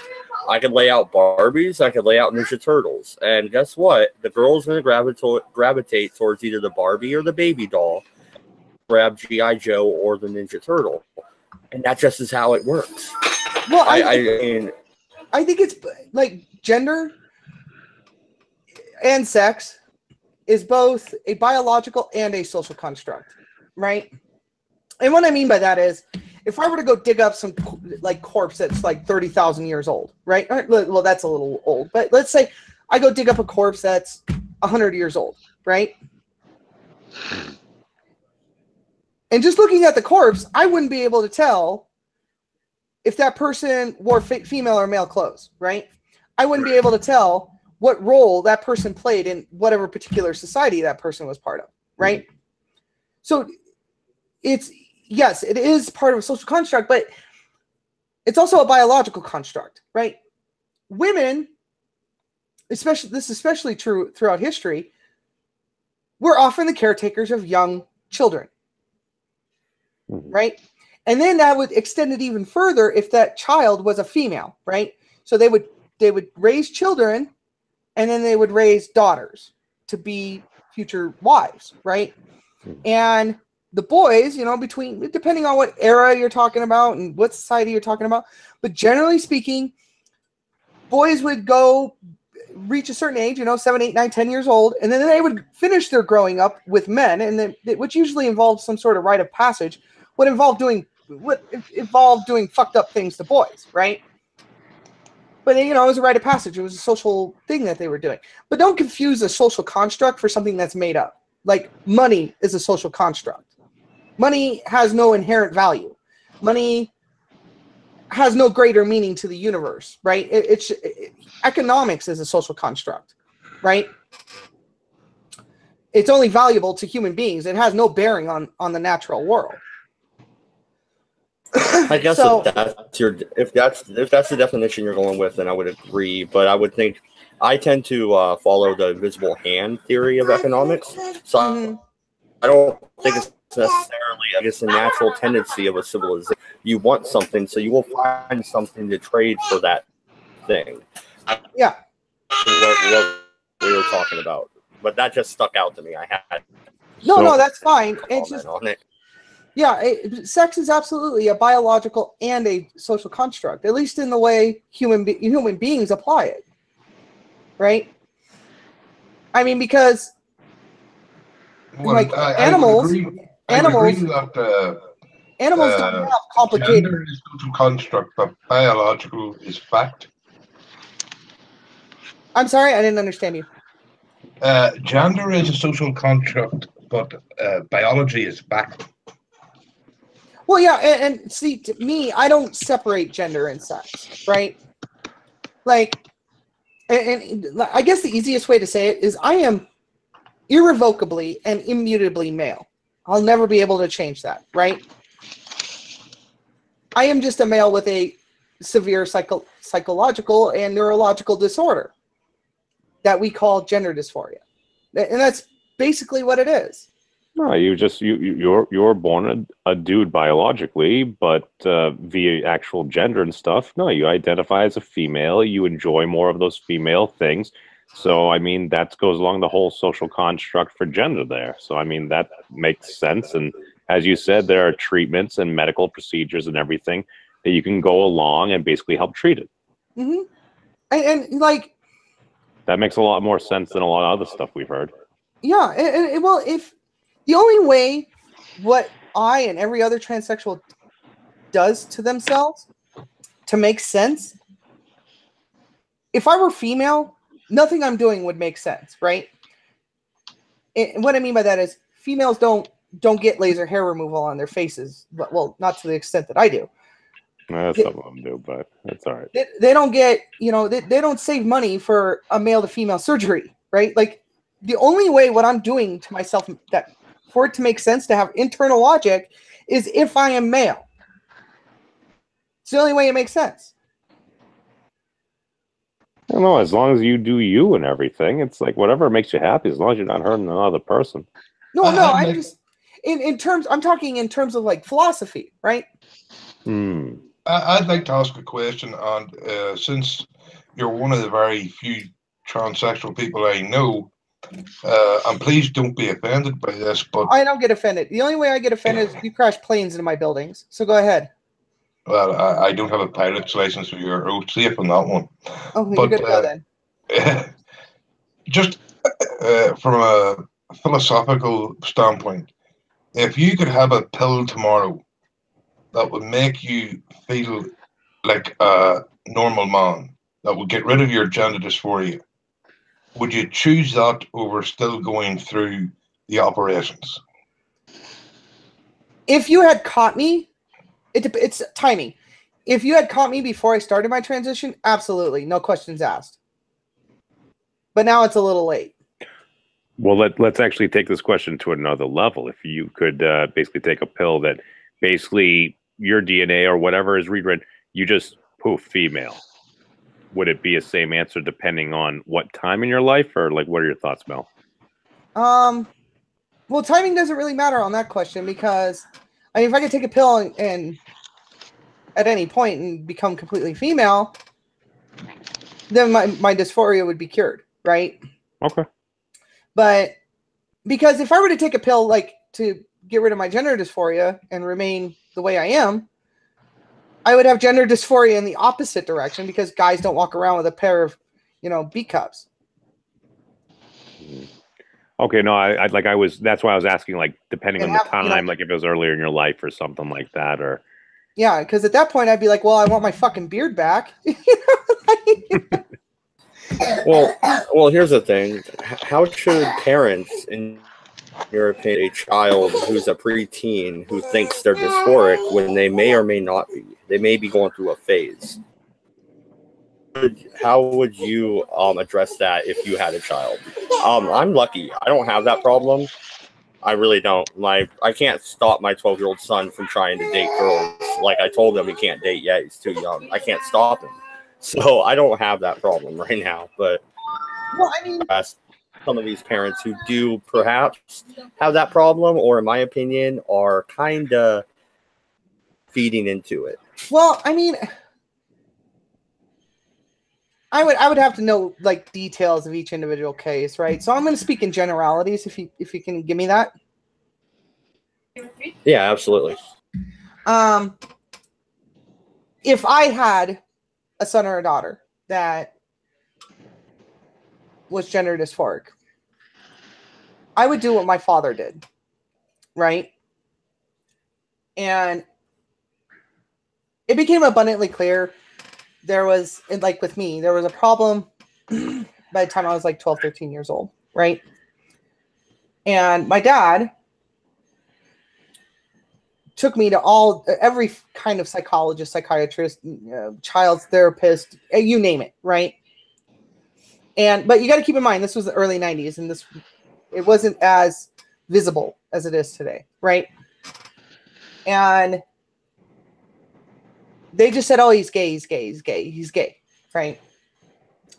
So my dad was just like, okay, well, I'll just let him grow up and do his thing, right? And when I was 13, I asked my dad for this cute dress that I saw. And to my surprise, he got it for me, right? So my way of reconciling it when I was a kid, because transgender wasn't a word. Transsexual wasn't a word that I knew. Hormone replacement, none of this shit I knew anything about, right? I was just a kid. So my dad bought it for me to my surprise. And like from that day forward, he was just like, look, I don't know what to do with you, but if this is what makes you happy, you're not moping around the house, you're not cutting yourself, you're not doing these things that I can't fucking stand. He's like, so be it. Just, he wasn't really pushing me as much as he was just letting me figure myself out. Right? He was just saying, you do you. Yeah. But I mean, he would stop me. Like if I tried to go out dressed like a little hussy at fucking 14 years old, he'd be like, go get changed. You're not wearing that out in public, right? I would, my girls, when they become teenagers, they're going to hate me. But yeah. Yeah, I mean, like, yeah, that's the way my dad was. He was like, you ain't dressed like that. Go get changed. Can I ask you a question, Melissa? Yeah. When you got that dress, do you remember how you felt? Oh, I was ecstatic.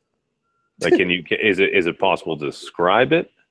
Well, I mean, it was overwhelming is what it was, right? Did you feel like it was like a release, or like, how would you say? It was like I no longer had to play a game that I didn't want to play, right? You felt like you were becoming yourself.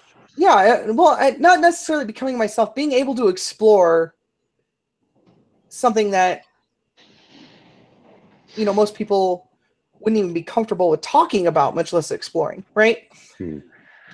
And I mean, it didn't take long, like maybe the first day I showed up to school like that, like kids were a little freaked out, right? But after a little bit, like I made a few girlfriends and we were hanging out and, doing girl shit. And I was well adjusted considering, I got picked on a little bit, but whatever. Right. And some of those guys that used to pick on me actually got a hold of me much later in life. And they're like, I'm so sorry what I did to you. That wasn't right. Blah, blah, blah. I was like, it's whatever. It's water under the bridge now. Right. Well, no, like a friend of mine, he wasn't even, he like right now he's married and has a kid and shit, but he did it as a joke. He wore a skirt to school and rednecks threw rocks at him and like pelting him in the head and shit because of a joke, and they didn't get in trouble at all. So I mean, it's also the community to look at. And since you were sharing a little bit about your personal life, how was the military? Did you have to drop all that when you went into the military? You know, I went in the military in 2000, November of 2000. Mostly because, like, at the time I was living in Kansas in a really small fucking town. So I was like, great, this is a way for me to get away from this fucking small town, right? Because, like, employment in that town sucked, right? Like, the only way you get a job is if you were working in oil fields, right? So to finish that story, I have to tell you another story. I'm 5'4", and at the time I was like 115 pounds. Like, I wasn't getting anywhere near a fucking oil field, right? So fast forward, I went in the military, and after boot camp and A school and all that fun stuff, I got to my first duty station, and on the weekends I would go drag queen. Of course, nobody in the military knew because don't ask, don't tell was a thing at the time, right? So that's how I was able to kind of mitigate the problems in my life. But that only lasts you so long because... Okay, and thank you for sharing some personal stuff. I'm not going to prod you anymore. Welcome, no, it's fine. I want to finish my story now. Okay, go ahead. And then after, so I was doing that for a while, but that's like a temporary fix, right? And after I went on a deployment in 2003, and we ended up in Singapore, right? So I was out with a friend, and he knew about me, like this other Navy guy. I was like, we weren't like dating or anything. We were just friends, right? And he knew about me. Like, we were really good friends. To this day, we're really good friends. And this girl comes up and starts talking to him. Come to find out, she's a lady boy, right? And I said I wanted to talk to her because she looked stunning, right? Like she was a Thai lady boy, and she looked stunning, right? So I was like, I want to talk to you. I want to talk to you. I want to talk to you. Come to find out, she was a hooker. So I paid for her for 3 hours. I didn't fuck her, so don't get ahead of me. And the only thing I did for those 3 hours was talk to her and get information, right? Like, how did you do this? How did you do this? And I had a notebook, and I filled the whole notebook with just fucking questions I asked this woman. And so then I get back to the States, and I'm doing the drag queen things on the weekends, and then I'm also using my paycheck to kind of start like hair removal, stuff like that, right? And then in 2011, or 2010, really. 2009. Yeah, it was my 2009 deployment. 2009, I got injured, and the Navy did a few surgeries on my wrist to try to get it back together again. They were mostly successful, but to this day, I'm still not able to pick up much more than about 5-10 pounds with either one of my hands. So the Navy gave me a choice of either switching me to like an admin job, which I don't belong in because I'm very loud, I'm very boisterous, I'm very crude. And when you're doing admin jobs, you're around like admirals and shit like that, right? So I just wasn't made for that line of work. I was a jet engine mechanic, right? And they said, or we could give you an honorable discharge. And I said, I'll take the honorable. I'll be on my way, right? Because I was basically at the halfway point anyway, so it's time to go. Oddly enough, I would have retired in 2020, but it is what it is, right? So I took the separation, and then I ended up moving to Minnesota, and that's where I started my transition. Now, didn't really start right away. Like, I was going to doctors and therapists. I was trying other ways to not have to transition. Like, I already made up in my mind, like, transition is going to be the last step I take, right? Like, because it completely turns your world upside down, right? It's like you're going to go live on Mars. You better be fucking prepared, right? So I go to therapists. I do the whole Christian thing. I try everything, right? It didn't work. So finally, I go to a gender therapist, and I said, look, I've tried this, this, and this. I've been in real life, and I've been having what we call real life experience, RLE, for a year now, and this is the direction that I need to go. So I started my hormone therapy, and the rest is history, right? So that's what it is. Yeah, no, and thank you for once again for sharing that. How are you? Anybody want to ask her anything? And I also want to welcome Thorn, Wolfshot, and Benny back to the Redeye. How are you guys doing? Well, what's the topic we're discussing? Well, so Melissa brought up a transgender person having the shit kicked out of them, and the link for the crowdfunding campaign is in the chat. She got cold cocked at a Christmas that party got for on to her personal story. So it was. You got hit at a fucking Christmas party? No, I didn't. But this is some other trans girl that I was shilling her shit for. What the fuck? Yeah. She got beaten pretty severely. Here's the link to what I'm talking about. What we're talking about. It's in the side chat. All right. What is wrong with people? I'm looking right now. I retweeted. I'm just asking if you guys can retweet it. That's, I gave her $5. You don't have to give her anything if you can't. But really, what really defines a trans person nowadays? Well, isn't that kind that of was actually what we were talking about a little. Yeah. Right. But don't you think it's kind of fucked up that the word has been so thrown around that it's been misconstrued to this trendy bullshit type deal? I've already went over this. Here, I'll share you. This is a really sharp. What was the original acronym? Here in the side chat, and I'll put it in the main chat for viewers if you guys want to read it. This is my harsh criticism of everything. That melissacarly.wordpress.com. Yeah, you can read over that. You're echoing. Harsh criticism I have of the whole transgender phenomenon.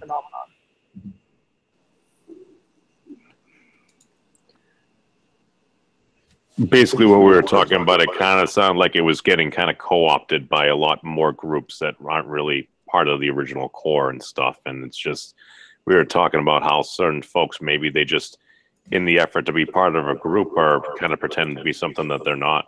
Exactly. It got co-opted by intersectional feminism, and I get why it did. I'm not ignorant to the fact as to why it did, because intersectional feminism is going to look at a transsexual as somebody that's challenging gendered stereotypes, right? And I did roll my eyes during that.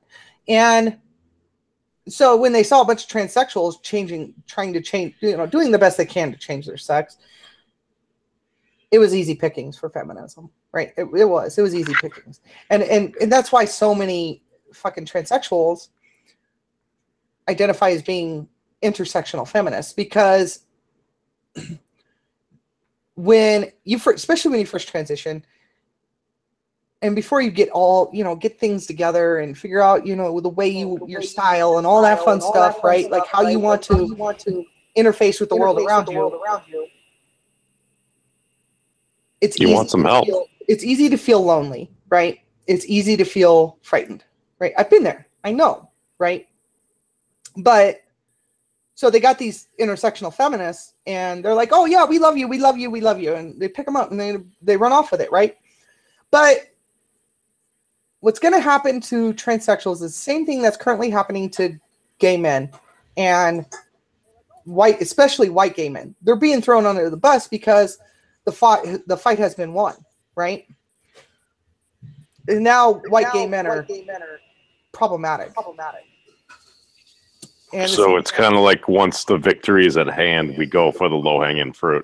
Exactly. And what's going to happen to all these transsexuals is once whatever goal the leftist politic gets, whatever it's trying to get, they're going to throw us under the bus, right? And my message to other transsexuals is, you're being a useful idiot, for people that do not give a fuck about you.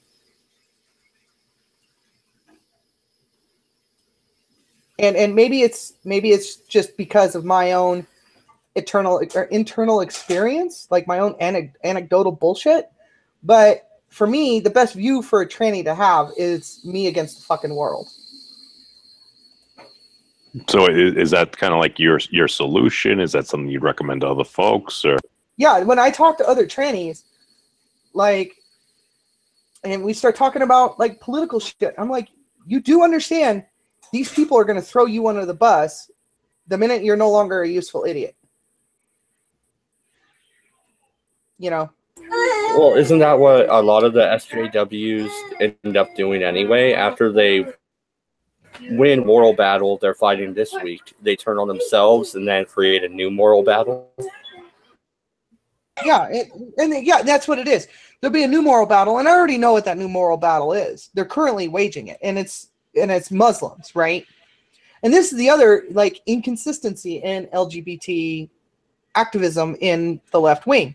You don't get to fight for LGBT rights and Muslim rights because they're directly contradictory. Yeah, exactly. Yeah, they're throwing people off of the tops of buildings for being gay, right? Yeah, or in Iran, they're forcing gay men to transition. Like, it's fucking horrendous shit that they're doing to fucking... I actually had somebody talk about that like they're doing them a favor. I'm just like, but they're not trans. Yeah. That's harmful if you're not trans. Wait, they're making folks that are biologically men transition into females? Yeah, they're gay. They're just gay men. If you're a gay man in Iran and the religious police get a hold of you, they'll give you an option. Here's your option. You can either transition to female or get ready to get hung off a fucking roof, right? That's basically what it is. So they force a lot of these gay men to transition. And their transitions they're always shoddy. Like, it's just they mutilate these gay men is what they're doing. They're mutilating these gay men because they see it as a cure for homosexuality. So it's basically castration with extra steps. Yeah. Yeah. It's crazy. Religion of peace. I was going to say, it sounds like some kind of like some kind of a shoddy medical job you'd get like down in Mexico or something. No, it's worse than that. Like, I've seen some of these trannies coming out of Iran, and they fuck these people up. There's no other way to describe it. They fuck these people up. And it's just, I don't want, and that's my other fear, is I don't want transition to become a cure for homosexuality, because that's not what it is. That's not what's going on at all. And to me, that's just completely inappropriate. It's inhumane, is the word I'll use. Yeah, absolutely. It is. And it violates their civil rights. Exactly. Human rights. And it's something I'll fight tooth and nail against. You know, it's I don't want to see gay men butchered.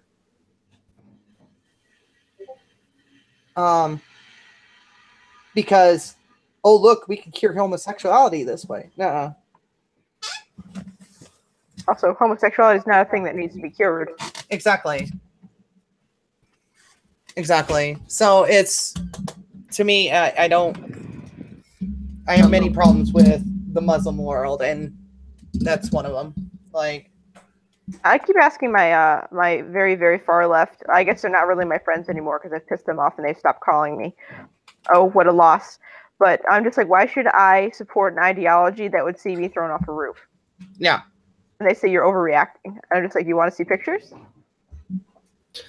Yeah, well, and that's what lefties will do when it comes to Muslim hate crimes against LGBT. They'll downplay it, or, oh, it's only 1%. Well, even if it's only 1%, right? Like, there's something like 1.6 billion Muslims in the world, right? 1% of 1.6 billion, last I checked, is over 1 million people.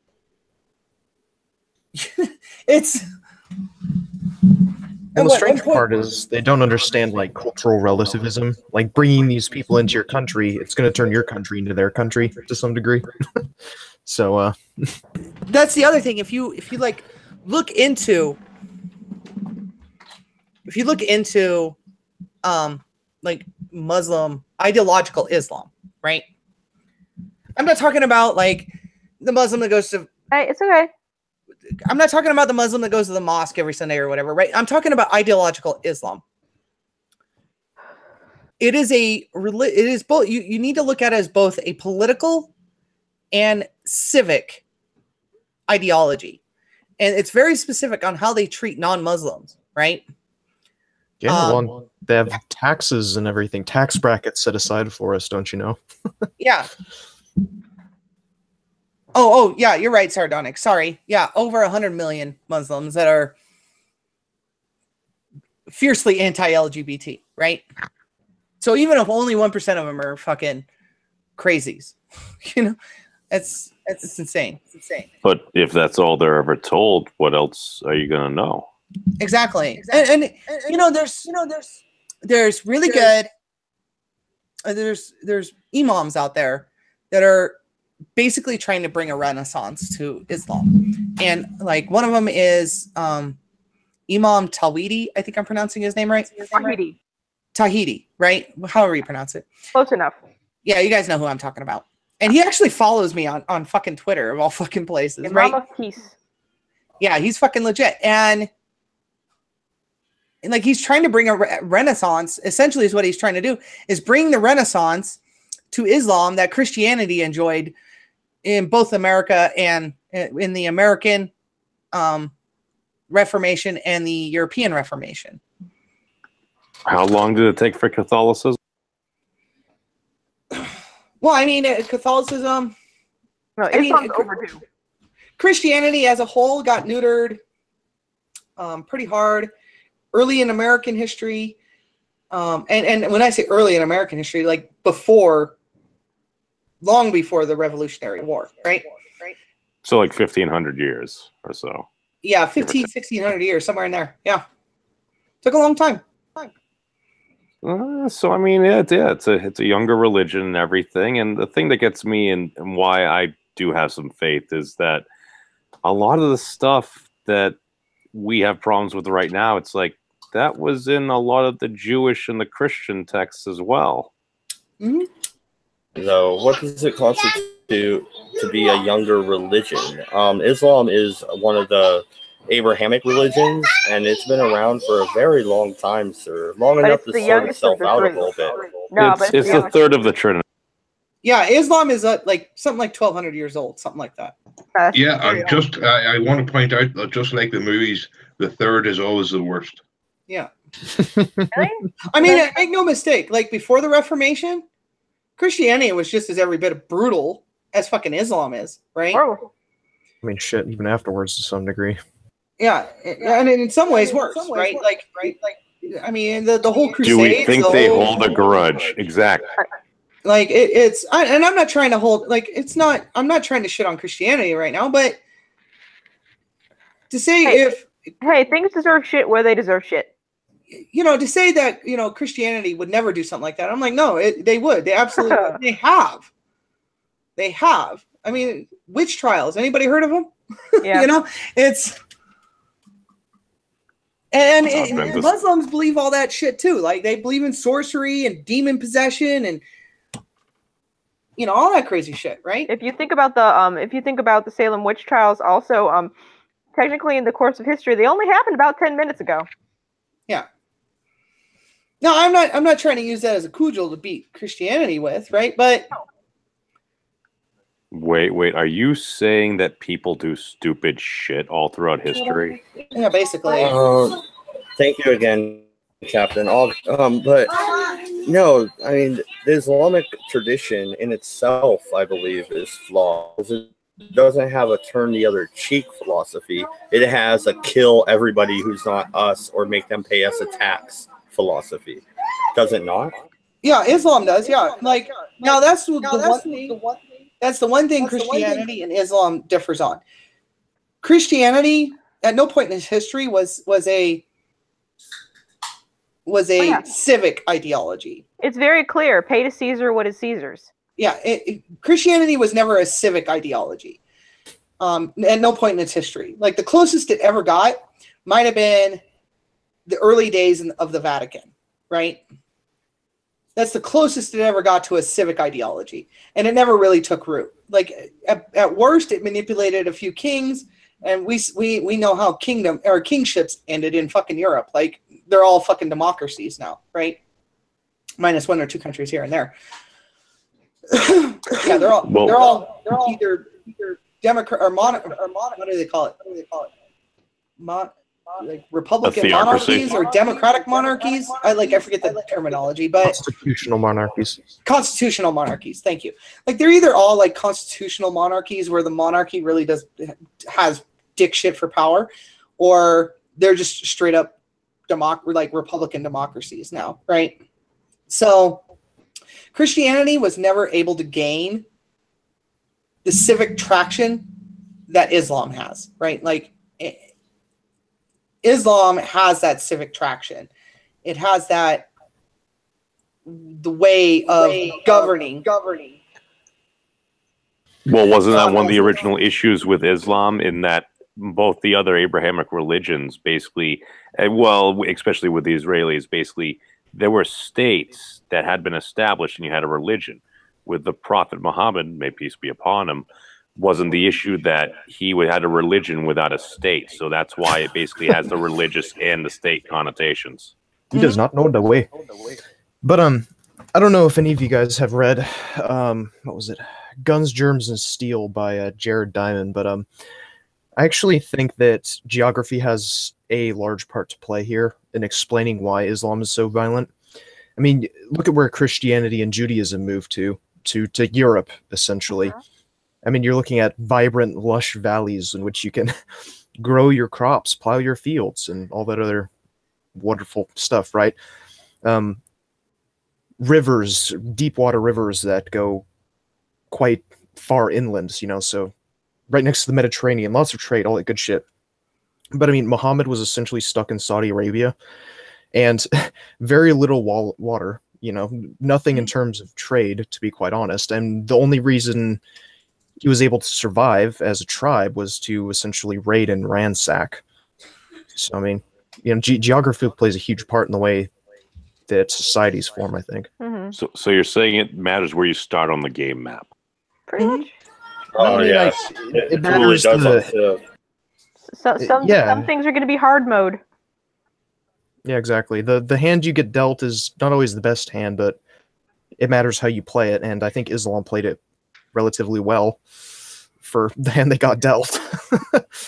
Oh, dude, here's the thing. If you've ever been to the Mideast, dude, there's a bunch of tough as nails folks over there. Like, it's a rough place. Let's face it. Two prophets came before Muhammad, and neither of them could bring God to the folks of Arabia. They were still worshiping their pagan moon god.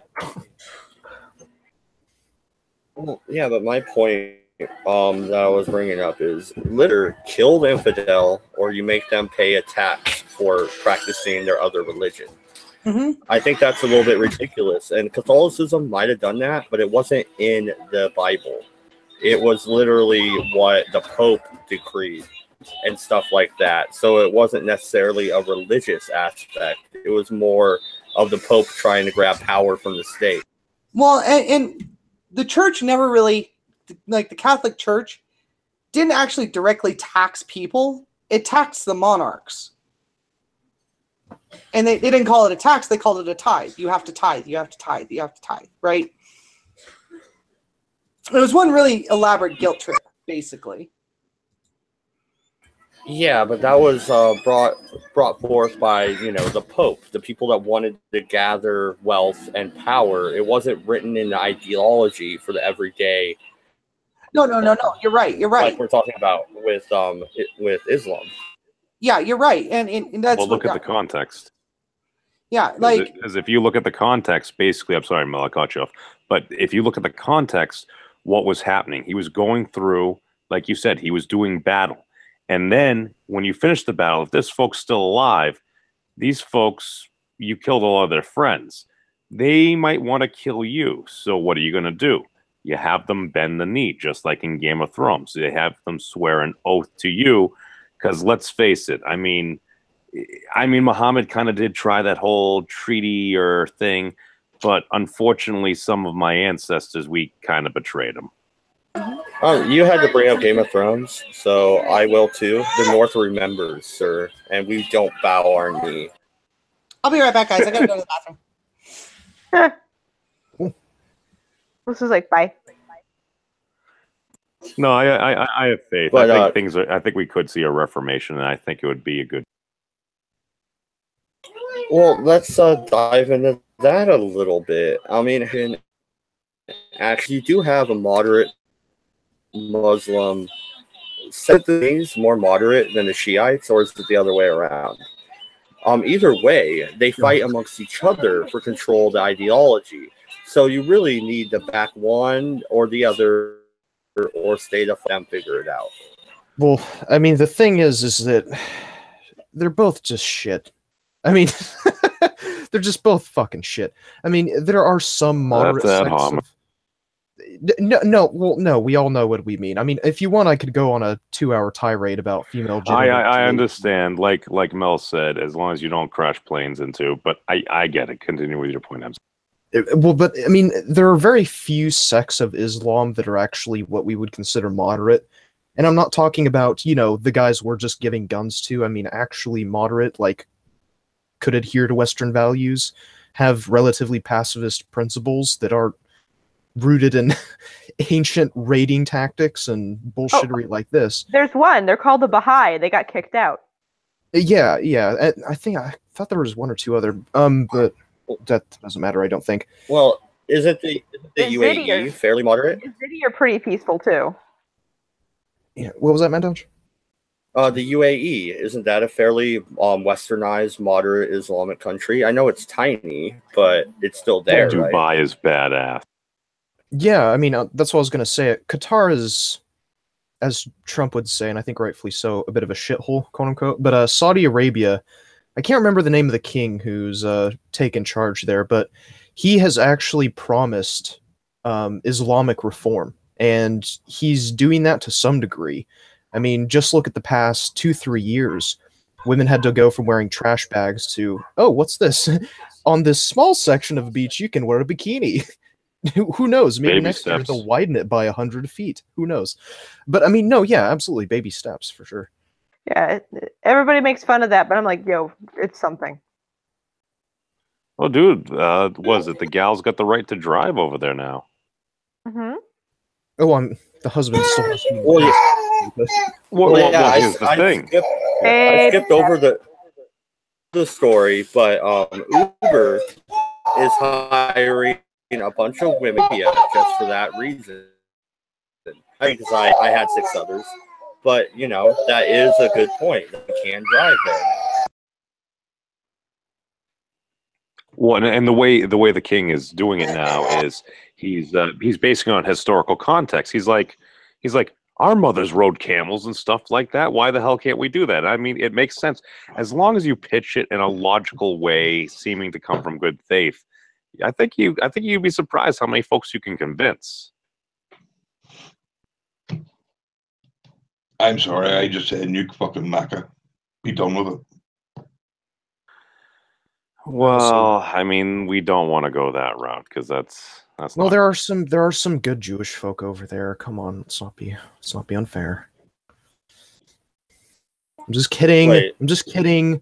God, I'm not Jesus fucking Christ. Is there still Jewish people in Mecca? Like did they all get driven out already?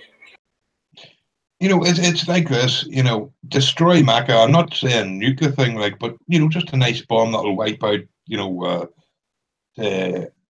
1 mile radius. Yeah, the little black box thing, around their little thing, like the circle around. That's just tell the Muslims and the Jews and the Christians, listen, if your God was all powerful, he could have prevented that. He didn't, therefore, well, stop following. So when was the last time mass genocide led to anything positive? Wait a minute, boys. That kind of sounds like the Crusades. God wills it. No, that kind of sounds like you're talking about the Crusades. God wills it. God didn't stop that Hellfire missile from the United States, so God wills it. Yes, exactly. I don't buy that argument. Well, just gonna throw it out there. Not that many bad things happened in Serbia. Just saying. The prophet Moses showed us the power of God.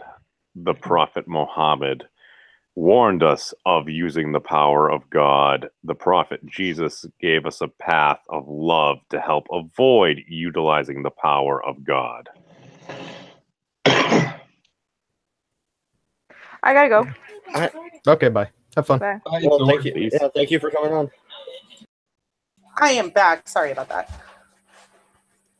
Welcome back. Oh. Did you use the? I would blow up Mecca. What's that? That Wouldn't be the right way to go. Well, Matt, Voice was saying we should blow as up your Mecca. campaign advisor, that either made or broke your campaign right there.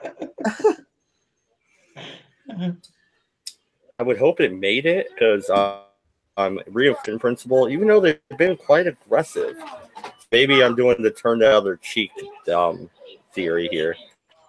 But you won't be able to sell them billions of dollars of weapons if no folks are in to buy them. Man, I've been harping on DACA Hearts Day, and I lost like fucking 10 followers on Twitter.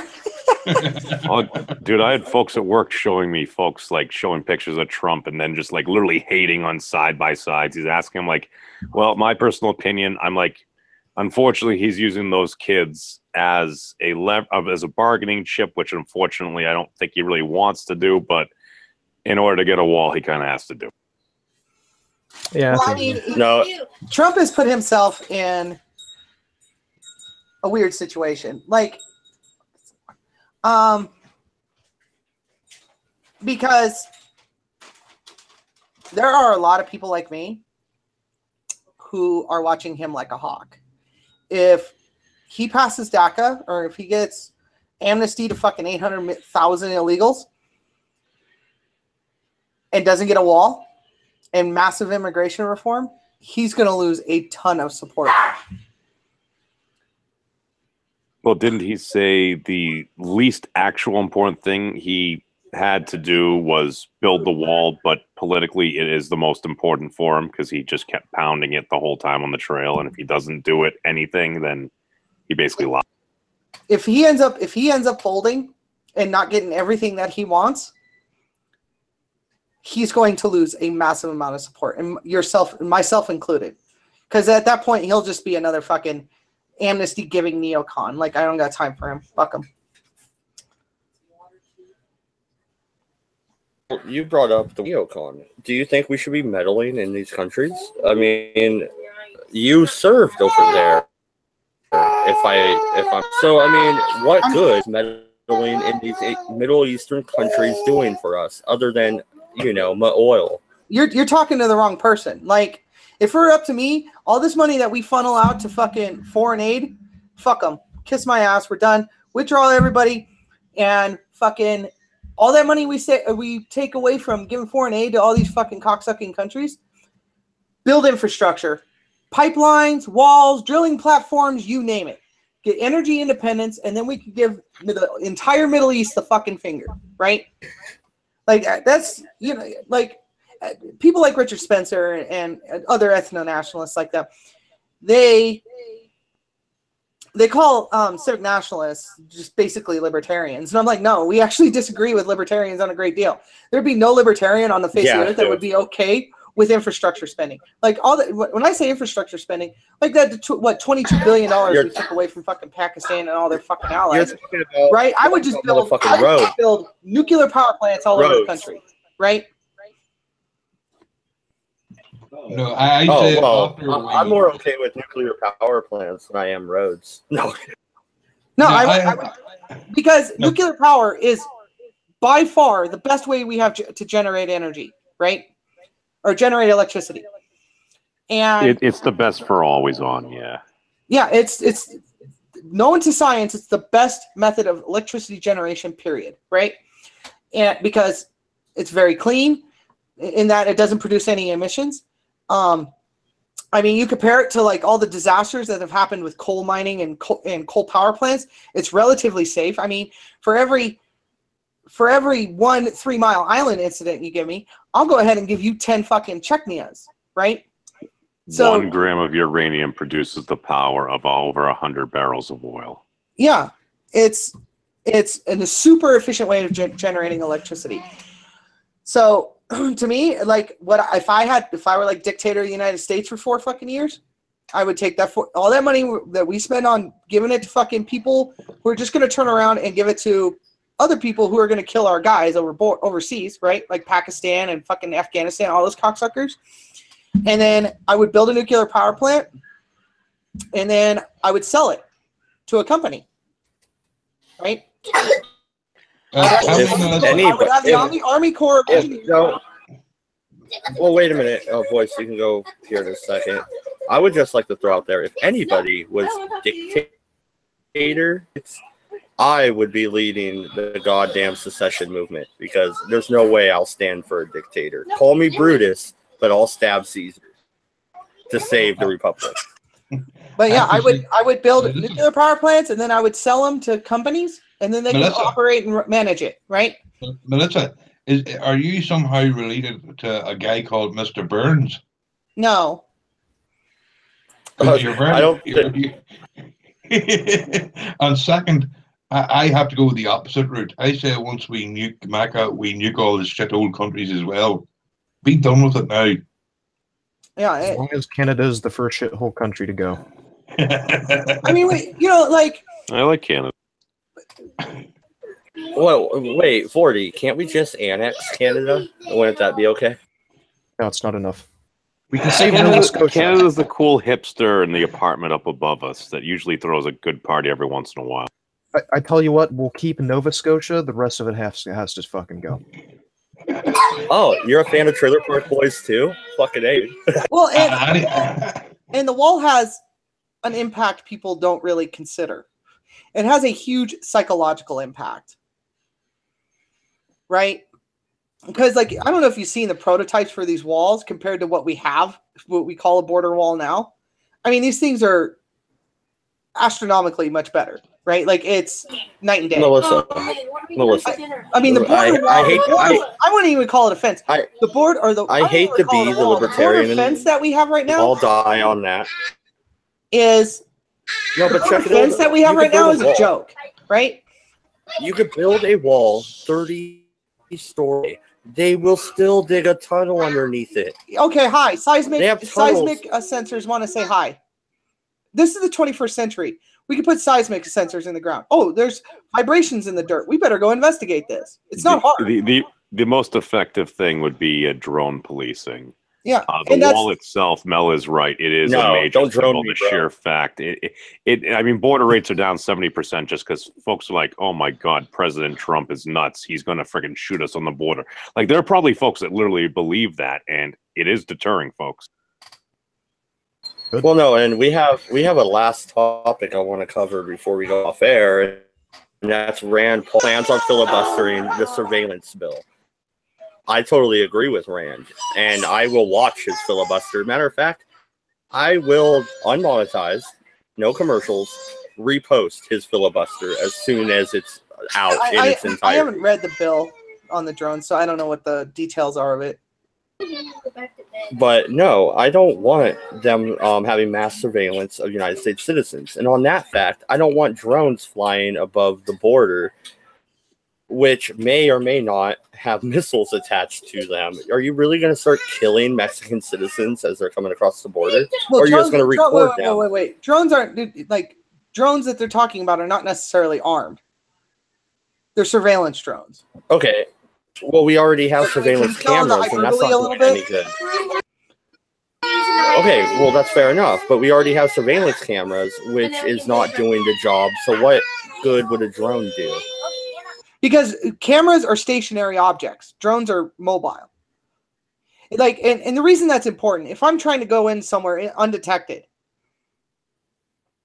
it's easy to figure out where the cameras are and just avoid them. But a drone, you can't really control. You can't really know where a drone's going to be in a given time. drone, you that's can cover a larger area with infrared camera. And that's the other thing. There's practical matters where a drone is just better. Like a drone can see many miles of area at a time, where a camera is just limited to its field of view. Well, that is totally fair, but even people caught on the camera going across the border live, they're watching it, they see it. We don't have enough border patrol to actually pick them up. They still get through. So you're telling me a drone covering even more distance is going to do a better job when we don't have the border patrol to actually patrol? Well, that's why I call bullshit. That's why in Trump's proposal he wants to add tens of thousands of more border patrol agents, which I'm fucking fine with. Why don't we just have a reasonable immigration policy where you come across the border, get checked, and get admitted into the U.S.? Why would that not end this problem once and for all? Isn't that why we're going for comprehensive immigration? It doesn't stop mass immigration. That's why. And mass immigration causes problems. I mean, you know what? Fuck Mexico. In fact, fuck the entire United States. Let's go look elsewhere what mass immigration is doing. Oh, by the way, Europe is getting ass fucked right now. Europe is getting ass fucked because they accept refugees of fighting age that are fleeing their country, fleeing Syria and other battlegrounds in mass. What do you think is happening? Who's crossing our border? Who do you think is our border? There's children, women, and freaking. Who do you think is? Maybe who do you think is going into Norteños and South Meadows and all these gangs I can fucking name? Right? Mad Dodge. All I heard was illegals. If I'm messing up, I'll come back then. No, I didn't mess up. It was a joke. No, it was a joke. I heard killing illegals, but maybe that was just me. I was just fucking with you, Mad Dodge. But I thought one of the issues with Europe, they wouldn't be ill. They had a actual sane immigration policy. I am still saying I don't want illegal immigrants. I don't want people coming in without being checked. But you need to check them. And right now, as it stands, it takes years and years and money. These poor people from Ecuador, from El Salvador, where their countries are war-torn and just shit, Mad Dodge, can you hold that thought for just a second? I invited Yosef in. And he's like me in the sense that he's a civic nationalist. So go ahead, finish your story. Well, no, these people are coming from countries pretty much where crime is high and they have no money. And if you want to actually immigrate, that takes a lot of money. So immigration reform, where we have an Ellis Island style immigration. If you do a background check and you learn English, then you are welcome. What is wrong with that? Well, here's welcome, Joseph. Here's several glaring problems. One, Mexico doesn't report to Interpol. Two, Mexico doesn't have a modern police force, so they likely don't even have fucking criminal records. So what are you going to back check it against? You can't go to Interpol, and you can't go to the Mexican police system. So where are you going to go? How are you going to get information if someone's a criminal or not? That's a fair point. You could also add, if there is no background information, then you can't come in. I would not be opposed to that. I want to be able to track who these people are and what they've done. And see, and then it comes to cost versus benefit ratio, right? What is the benefit to the United States to have millions and millions and millions of Mexicans become citizens? What's the benefit? Okay, well, I can actually answer part of that right now. If you stop the legal workers permit on the western United States, the farmers would not have the workforce to actually harvest the crops because it's been this has been happening so long. Go ahead, sir, and welcome to the Redeye show. Sorry, they will have the people because there are people out there looking for jobs. I just got off another live stream, ironically, where in Southern California they won't hire you if you can't speak Spanish, and there are people that's trying to get jobs, but they won't hire you because the market is so overrun. It's like there are people who who need jobs in these counties. California have extremely high unemployment rates, but these industries have been overran by illegal immigrants and by people who are Hispanic, who are not assimilated into culture. So to saying that we need illegal immigrants, no, we don't, because there are people who does not have jobs in this country, and they're being etched out of these markets because of illegal immigration. In Southern California right now, there are people who can't get jobs unless they're bilingual, and we are not a bilingual country. We're not. We speak English, and that is it. And we have Couldn't to. we Well, I fix would a lot of also this by eliminating the wait a minimum minute, wage? I would eliminate the minimum wage, absolutely. And second, we do not have a national language, sir. Yes, the majority of us speak English, but there is no national language in the United States. Oh, dude, come on. It's our de facto language. Sorry, go ahead. I know, he's trying to wiggle through a technicality. I'm sorry, I have to disagree with memes here. If you abolish the minimum wage, you'll be inundated with even more immigrants. Hey, voice, you're robot body, brother. Yeah. I mean, to me, minimum wage is a satellite problem, right? Like, the facts have been in for a very long time. Mass immigration has utterly utterly destroyed the black working man. Has utterly destroyed him. Has it, or has the fact that they refuse to take these jobs, which is why we've had to have a worker's permit to begin with? Because, to be honest, it's African Americans don't want to work because of racial and they don't. And that's kind of it. Kind of a thing. How do you know that? Because that's it. I'm not trying to be a jerk. And there has been studies shown where they would prefer to not work out there because of racial and historical context. I will disagree. I would disagree with that. Because it's all depend how you ask the question. This is like that's how polls are, is how you ask the question. So if someone say if it's a nice working job out here, this the wage, this yeah, I do have a channel. My channel is at Yosef Ozia. I am a civil nationalist. You can follow me there. So a job is a job, and there are people out there that are looking for the specific job, but because it's currently how it's set up is like you have to speak Spanish to be out there because everybody else is speaking Spanish, and either though you made the claim that we don't have a national language. Well, everybody speak English. We learn English. If you want to learn a second language in America, if you want to, it's either French or Spanish. That if you want to learn this language, like other countries, like in Africa or in Israel, you have to learn English or in Arabic and Hebrew, but not in here to graduate high school. You don't really need Spanish. It's not something that you need in America. So like if it's a good job, then yeah, you're gonna be out there. And then you have people who are illegal, who are being paid under the table, who don't get taxed.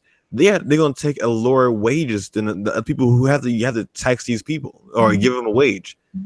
So like yeah, you want to feel bad for these people who's coming from their country, but we have to look out for American first. We can't be the pressure valve for the rest of the world. We don't have the economy for it anymore. And that's essentially what the United States has become for the Mexican government, is just a constant pressure relief valve. Okay, well, no, and that is a very good point. Don't you think, though, if we made immigration easier and actually vetted these people as they came in, then they would be paying taxes and not working under the table or indentured servitude, because they are. They have to hire cartels to sneak them across the border, and then they're pretty much slaves. However long it takes to pay off what it took to sneak them across. I'm not making that argument, but this is the honest to God truth. Mexico have to take back their country. They have to take back their country and say, this is Mexico country. We have to come back and fix our own country up. We can't just send people over here and have America use their economy to fix our own country. We have to do better on our own. And us as Americans, we have to stop meddling in their shit. Well, that's what we have historically in the past have done it. We have to say, hands off, you do you, we do us. We can't come in here because you need help. Even with people from Salvador, 40% of their economy is from America, of Salvador immigrants sending money back to Salvador. That's 40% of the economy. That is scary. That's mean that we're being screwed in this situation, that they're taking our money, our funds, things that should be invested back into America and sending back to their country. That's not a net positive for America. It's just not. We're being screwed. And this is something I tried to talk to people from Ireland and in the UK and Australia. I have made the case, and a lot of these countries see our economy as the world economy, where we just keep backing people and taking in people and paying for everything. And we can't be the money banks for the rest of the world because we just can't afford that stuff anymore. We can't. We have to pay our people back into the workforce. We have to have people out here, in the fields. It's a shitty job, but a job is a job. We have to tell people we have to fix our own country first before we fix any other country, because we owe $20 trillion and it's not going anywhere. And I might not pay for it, you might not pay for it, but my kids will pay for it. Or our country will be easy to invade when we go completely bankrupt. Yeah, well, I mean, we're the world hegemon. Our little tendrils spread throughout the world. I mean, we have bases in the Middle East. We have bases all over Europe, in South America, Japan, South Korea. I mean, if we were to go belly up, just think of what would happen to our allies economically, militarily. It would They'd be just as global fucked as we would. chaos. It would be complete global chaos. There's not a country on the planet that doesn't have extreme U.S. influence involved in it. Yeah, the world would be fucked. The world would be fucked. Well, no, and I'm sorry, Americans, but please stop overselling yourselves. Come on. Okay, no, but I want to respond real quick. Joseph. Yes. Yeah, I agree. I bucked hay when I was 16 all the way up to 20, and nobody is doing that anymore. Nobody is really working on the farms other than people with a work visa or, like you said, illegal. I've tried for 15 years. You can't get a job working in a field. I've tried. You can in Oregon. Well, you can in Oregon. You can in Oregon. I was able to buck hay for a good 3 or 4 years. But nobody is looking for those jobs anymore because they've been taken by what almost people think of as a lesser class. And they're not a lesser class. We're all equal in America, at least now. Well, been the case. Well, go ahead. I'm going to make a case. Do you think that the reason why people are not taking this job is because of the historical fact, or because they're being told that they should not take this job because of illegal immigrants? Because I'm gonna make the argument. The case was 10 years ago. If you asked somebody who was Native American descent, was the terminology was risking offensive or not? 9 out of 10 would say that it wasn't offensive. They didn't give a shit. But if you ask the modern day Native American, is it offensive or not? Say it's almost 95 to 90, almost 98% think that it's offensive. So they're kind of getting told it. Yeah. So when you have, I think that number's a little bit off. My wife is half Native American and her father is full, and he actually doesn't think the Redskins is a bad thing because we had that talk, not that long ago when he came down to visit. But I would think that number's a little bit off. That's all I was going to say. Well, you can say that, but I'm not. That's a personal experience, so I can't really use that as a term of my point. But it's does not make a statistic. Yeah, because it's like as a black person, it doesn't give a shit if the fact still stands there.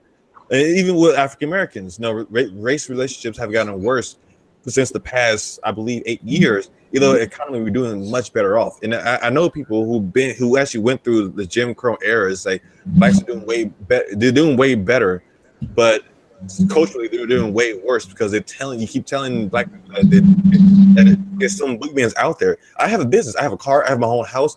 Like I got engaged to be married and start having kids. I'm doing perfectly fine. Nice. So so with these jobs, like nobody's going to do it. And once you say that, Sorry. so it's kind of like the argument with Hitler. You keep telling yourself a lie, and you're going to believe that lie. The lie becomes the truth if you tell it to yourself so many times. You're telling the people, the American people, these jobs, nobody want to do these jobs. You've got to do immigrants. You're going to have people like, well, I think it's right. Like nobody want to do these jobs. Why would I do that job? That job is for illegal immigrants. These are good paying jobs. Like I worked for UPS for a little bit, and people, I was to a point like I was kind of like, I'm the one working for UPS. They're like, this is a good job for good money. So Yusuf, let me ask you this, and nice to meet you, by the way. But would you say maybe social media has a bit of an effect? Because I'm not sure if, then maybe you could attest this, I'm not sure if it's necessarily a race thing or a color thing. It might be more of, well, my friends are showing me all these great pictures of their jobs, and I kind of don't want to do a job that I feel like it's beneath me. Well, it's both. I'm kind of hijacking this live stream. Is both a cultural and social media problem that we have right now. Because culturally, in the past, we see somebody who had a nicer car, a nicer job, or a nicer house. We would tell we had the father, the mother, the patriarch, and the matriarch in the household, and we had a culture of like the American dream, believe in the American dream. You see that person with a nice car, you can do that if you work hard enough. And so we have social media, especially in leftist social media, where like they're telling you that everything's wrong. And the reason why you can't get a job or you can't be successful is because of the world. And if that guy got a car, you deserve that car. If that guy got $10, you're supposed to get $5. And because of social media, you get in these circles where they confirm your bias. So it's kind of like, if you have 10 pedophiles, in a group, and they start talking, they're gonna sound like, man, we're making a lot of some really good sense. But it's because you're in this bubble. Yeah, the filter bubble is a dangerous thing. Key thing I would say is, everyone talks about the jobs no one wants, but 30% of illegals work on white-collar jobs that everybody wants. Mm-hmm. And that's a really Colt. Well, Colt, that's a really good point, and you know why that is. They'll actually apply for every single job, whether they're qualified or not, when you and I may not. We're like looking at a banker job, and we're like, fuck, we're not qualified. We're not going to turn in that app. Well, no, I've applied for every kind of job under the sun. The difference is they'll hire them in because no one's going to question whether it's a diversity hire or not because they're afraid to even ask. Whereas if you're white, you ain't got the experience, they go like, well, we can't hire you. What? So you're going with the affirmative action angle, which I'm not a proponent of affirmative action. I am a libertarian. I think you should get something on your own merit. But well, it's the cultural fear of being called a racist, even bother to ask whether or not it was. And then they are very groupish, right? They're very tribal. If you're from one of these South American countries, I don't know, Venezuela or something, and you have a job as an administrator, and there's 3 other Venezuelans that even though they have no experience and no ability to do the job, they're going to hire them over someone that's actually got the training and experience. Hey guys, it's me, Yoshi. That's what. Well, we have to kind of break down these circles where if America was great. Look, the start of America, it was essentially Brits who thought a certain kind of way and other Brits. So it started off with like, we're gonna have the best Brits, we're gonna have the most wonderful Brits. If these Brits or these ideals, I'm gonna hire these Brits. And with Obama, specifically, he's a cultural Marxist versus someone like Bernie Sanders, who's a Marxist in economy.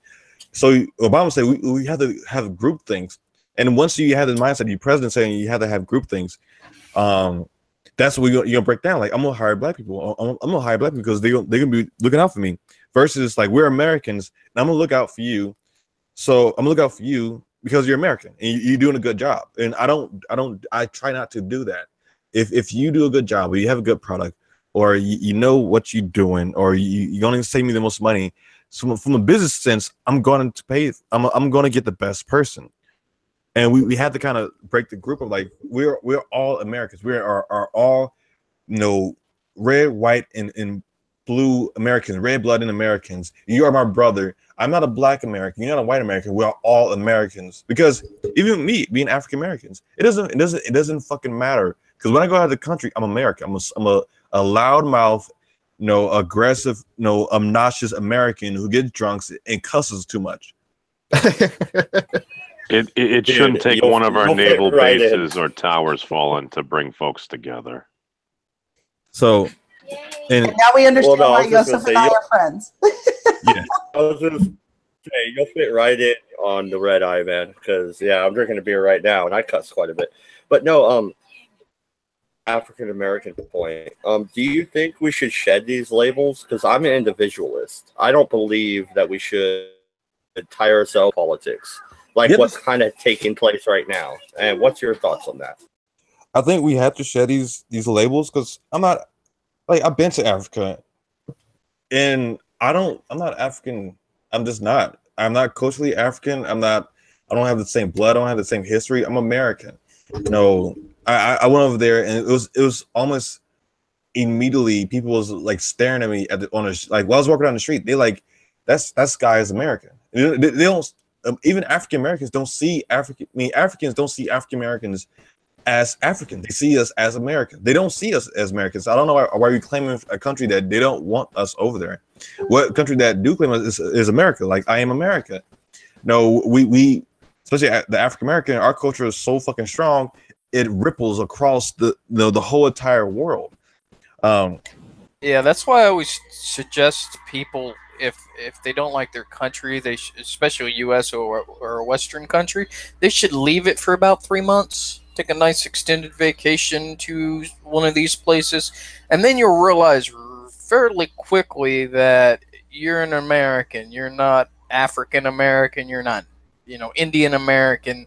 The whole world don't see you as, a distant brother of theirs or something. You're, you get stared at.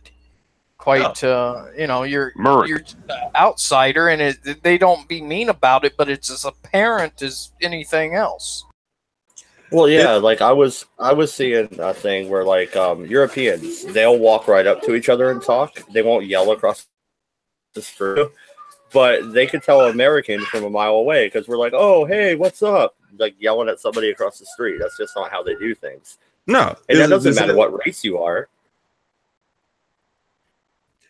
It's 100% true because what Americans they drink, they cuss a lot, and they always walk. They carry book bags like they travel. They backpacking, and it's like it's very easy to spot out an American, which is like it's true. Like I went to South Africa, and I'm 6'2". I'm a fairly tall guy. I went to South Africa, and my uncle he's 6'6". We too, and people were like staring at us. So a guy came out of his shop and stopped us just to tell him that we are the biggest people he's ever seen in his life. I said, you're the biggest man I've seen in my life. You are huge. In America, you're going to very big over there. Go to huge. Like the air make him fat over there. I really appreciate that. That's going to do wonders to my self-esteem. The air or, the Big Macs, either way. I don't care. Yeah, Big Mac. So get on that Mac diet. Yeah, Mac diet. So we have to we have to like have the best. We are the best, and we have to come out like we're gonna be America. No, we fought this bloody war to be left alone, and we have to get back to being left the fuck alone and being great again. Well, that's kind of why they won't let us be left the fuck around. No one in the planet can, frankly, afford it. Because they have been writing art curtails in any field you can name for at least the last 60 years. Medicine, the only reason you can buy hepatitis C medication in India for $1 a pill, and it costs 20 grand a pill in the United States, though it's made by the same manufacturer.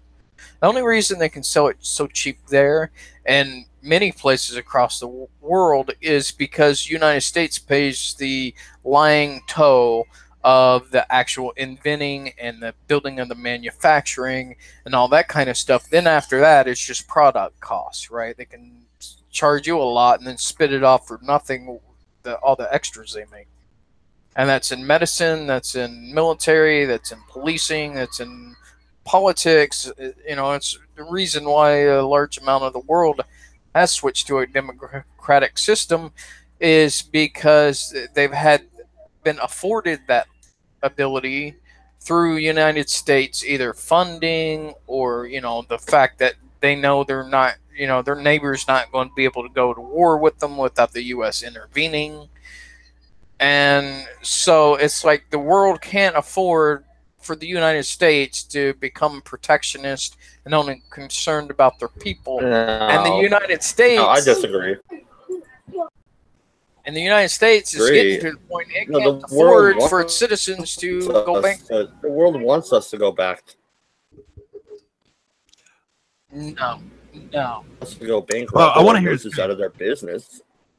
Yeah, let the man finish his point. I want to hear his case.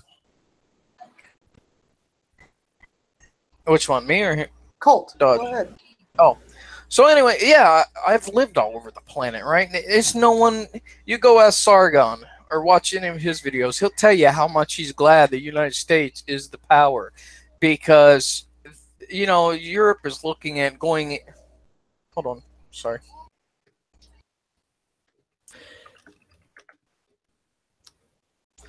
Sorry about that. The boy was wanting attention. Did somebody mute him or what? I was waiting. No, I muted myself. The boys wanting attendance. But anyway, ask Sargon whether or not he'd want the United States just to, close down all the bases and go home. Right? No one wants that because they've been protecting them. Like Trump said, part of his whole election speech, well, we need to start making these people pay their own way in military protection because they're not, and they haven't been. The only reason these socialist countries are able to afford a big chunk of their socialist programs is because they haven't needed a military in 60 years because they know the U.S. has got their back. You go even like third world countries where they're fighting the war on terror, a big war on drugs, war on terror, which I'm not for, but the only reason they've been able to keep the cartels from literally overthrowing the governments and ruling as a drug lord is because U.S. military forces, U.S. military budgets, they give them money to help them fight and things like this. It's literally the entire planet is based around the United States taking care of everything so people can go and use that money doing other things. So with that, if we know that they're taking advantage of us, yes, we have to we have all this huge bill that was left on the table for American to pay. So it was like either we take care of ourselves for right now, and you guys help us out. Not we still take the blunt, but help us out some. Like America foot almost the whole bill for NATO, and that's just unfair. It's unfair. It's unfair. It's not right. No, America, we have the biggest bill for the UN. It's unfair. It's not right. Why can't we say it's time to look out for our own people? And then in the same heartbeat, you guys don't even really like us like that. That's the funny part. Well, I mean, I think, to be quite honest, I think that's just the price we pay for being the world hegemon. And it's funny that you actually mentioned the UN. Trump moves the capital to Jerusalem. People throw a hissy fit, and he's like, "All right, so yeah, we'll just take this money right off the table," and then everyone collectively shits their pants and shuts up. My bad. Yeah. We didn't mean it. Sorry, Trump. Yeah, no, exactly. When I first read like that what was her name? Nikki Haley. When she said the president's looking to defund some people, like I was like, damn, let me get you a spoon, UN, so you can eat fucking Donald Trump's ass, because that's what you're going to be doing. Well, look, yeah, exactly. The U.S. foots the bill for NATO, mostly, foots the bill for the UN, gives direct donations to virtually every country on the planet. What was it, $50 billion they gave this year? Then they have, like, all the medical technology, the weapons tech, just everything goes through the United States. And if they stop doing that, then yeah, the whole planet's going to have a serious blow to them. The only thing that would be worse is the United States going bankrupt and no longer being able to do any of that. Well, and, So what? Well, So what, though? So what, Mad Dodge? I mean, as I said before, this is the price we pay for being the world hegemon. So let me ask you a question. Do you want Russia to be the world hegemon, maybe? Or China? India, maybe? I want the United States to worry about the United States. Right, and have you known how Cordy, how long have we been at peace? How long have we been at peace through our entire existence? 30 years? No. And out of 200? This is ridiculous. We are well for a reason. Okay, yes, I understand cultural comparisons and, you know, immigrants and collapsing of Rome and whatnot. But I mean, it's just like, man, who do you think Russia is going to act in the United States' interests? You're talking about I don't think that's a fair representation. From 1930 to 1941 alone, we were probably the most isolationist country on the face of the earth. Well, right, no, but we still advocated for our interests overseas, whether it was through like the we did, and we still sent weapons, and we still violated the blockade that we chose a side in World War I, is what I'm trying to say. We chose a side in World War II before we ever did, is what I'm trying to say. We have made our intention that's a gross misrepresentation. Like, we were brought into World War II kicking and screaming, basically. We were. There were huge. There's a part of history in America that she's not read about, and that part of history is from 1930 to 1941 when Pearl Harbor happened, right? Yeah, which they looked the other way and let happen. And no, I'm talking about American sentiment. Like, a large chunk of Americans looked at Nazi Germany and her thugs as a creation and a problem of Europe. They looked at it as another European civil war. Like, there was huge anti-war protests. None of this is fucking read about. Yeah, but not from our government. Our government is not the citizens, because the citizens never really matter. As soon as a big event happens, the citizens will jellify. And FDR, the only way he was able to do what he did was through all these little backhanded fucking deals he came up with, like the Land Lease Act, right? And that's the only way he could get it accomplished, because he couldn't get past Congress any kind of direct measure. See you later, Yosef. So he had to go through all these like backhanded deals, and he had this elite core of people in the right place to get accomplished what he was trying to get accomplished. But if he put it onto like between 1930 and 1941, before Pearl Harbor, if he tried to put in anything he tried to put on the floor to support Europe, was shot down left and right. Not even just by Republicans, but by other Democrats. Like, the whole concept of entering World War II between 1930 and 1941 was poisonous. It'd be like if Donald Trump came up with a bill to pass universal health care right now. Like, it just wouldn't happen. Yeah, but you're conflating the American civilian population with the federal I'm talking about government. Congress. The federal government. Yeah, the federal government part of the federal government itself. Congress represents the people, and it did not want war. So we had a very staunchly isolationist, neutral government between 1930 and 1941. We wanted nothing to do with Europe. Congress didn't want anything to do with it. The only person that really wanted to do with it was FDR and his close knit of fucking people. That's the only people that wanted anything to do with it. Everybody else was like, fuck it. Fuck Europe. Well, kind of like now. Like where we started, the surveillance, Paul is going to filibuster. And I am going to show that on my channel. I will not monetize it because I will not make money off of Rand Paul. But I will have that video up. I believe he's right. They are collecting massive citizens just because they're talking to somebody who might be out of the country. It doesn't matter if it's another American citizen backpacking across Europe. It doesn't matter. They're collecting all the data in and out of Fortress America, quote unquote. I don't think that's right. Don't think our immigration policy is right now. I think we need to do something. Maybe my idea is broad. Maybe we need to. Maybe what MC said on the last Redeye is right. Shut it down for 20 years. Let the people disperse and actually become Americans, and then reopen it with an Ellis immigration.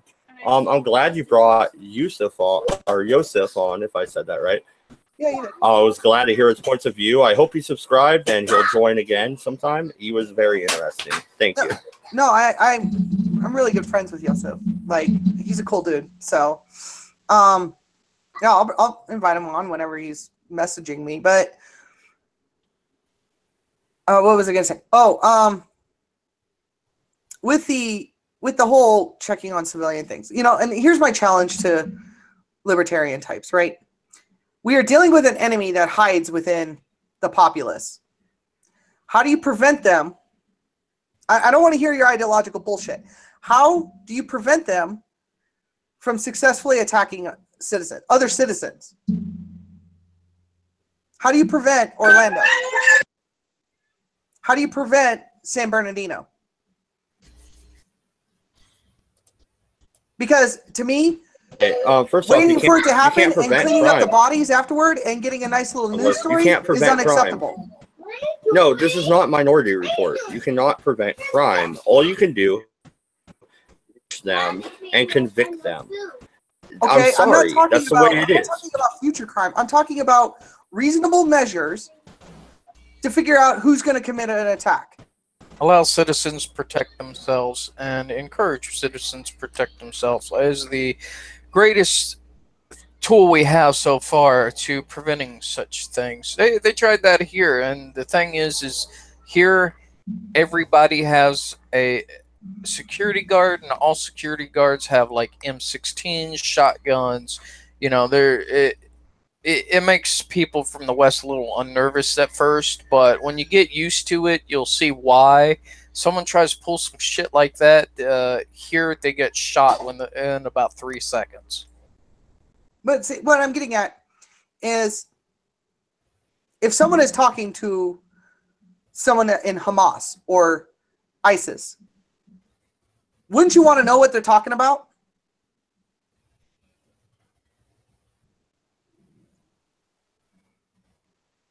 Sorry about that, I'm back. But, well, that's the thing, though, right? Once you create a weapon, you have no control over who yields it. And that's not ideological, that's been proven. I mean, the whole point of them trying to get the Patriot Act reenacted was so that way they could keep Pyramid going and the other programs that allowed them to snoop on every U.S. citizen, even though less than 0.01% deal with anyone that could even remotely be connected with some kind of anti-American organization. Well, yeah, no, and that's a clear violation of our civil liberties. It's a clear violation. It's a dragnet, which is,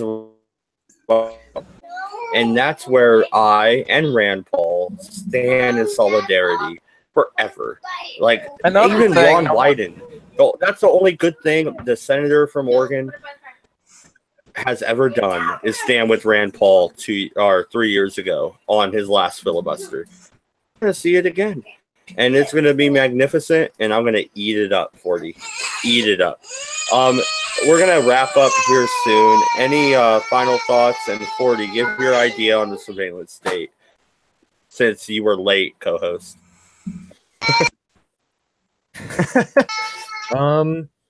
Is bad. Good luck to him, and his filibustering should be interesting. I'm not going to lie. As for surveillance, I mean, kind of live in an age where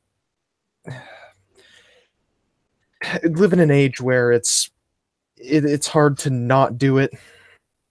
I don't know. I guess this just boils down to, what do you appreciate more, your civil liberties or your sovereignty through prevention of terrorist acts? I don't know. It's a tough question. Age-old question. Well, that question was answered by Benjamin Franklin. If you will give up your liberties for security, neither, and you will get neither as well. And that's not the perfect quote. He said it better. But that's That's the truth. You can't give up your liberty for security, or you will get neither. It won't happen. Give me liberty or give me death. And that means my Fourth Amendment, and you cannot take my emails with 40 where he's sending me hentai porn. Sorry, 40, I threw that out there. I don't like it. But anyway, I don't think Donald Trump gets to read that. And I don't think Obama should have read it when somebody else was out. I think it's ridiculous and it's unconstitutional. And my response to Benjamin Franklin would be, he didn't live in an age where Muslims are hiding within the community or hiding within the citizenry and killing citizens. He lived These people are in an age enemies of where the state. They are enemies. Yeah, of but the there was public. French and They are British that were creating riots. I mean, there was a different threat, but it was the same threat. It was a threat to the nation, but they didn't want to overstep their bounds. They kept liberty, and I think that is important. When you sell your soul for security, you end up like the Rome after took over. You no longer have the Republic. The Republic dies, and it dies just like Star Wars said, with thunderous applause. And then you are left with a dictatorship. No, thank These you. are all great bumper stickers, but I don't see how this stops fucking terrorists from coming over here and killing thousands of people in some cases. Terrorism is violence for a political belief. It is still a crime. Like, arrest the people that. I mean, if the crime, you can. I mean, if it makes a few libertarians upset but we get to stop fucking 9/11, yeah, that's a fucking trade I'll do any day of the week. It never happened. Here's the thing: you wouldn't be able to stop it. Surveillance, all the police surveillance, all the military surveillance. One thing, no one ever seems to mention is the fact that it has stopped absolutely no one. That's baloney. The FBI constantly. That's baloney. The FBI constantly foils plans. Constantly. Wait, no, fuck that. You know what? The FBI foils the plans that they initiate. They entrap people and then they fucking arrest them. Bullshit. Even if that's not true, the FBI never intervenes until someone actually says, "Hey, you see that guy over there? He's acting shady." They've surveyed everyone, so it's a fucking misnomer, right? When you got the entire U.S.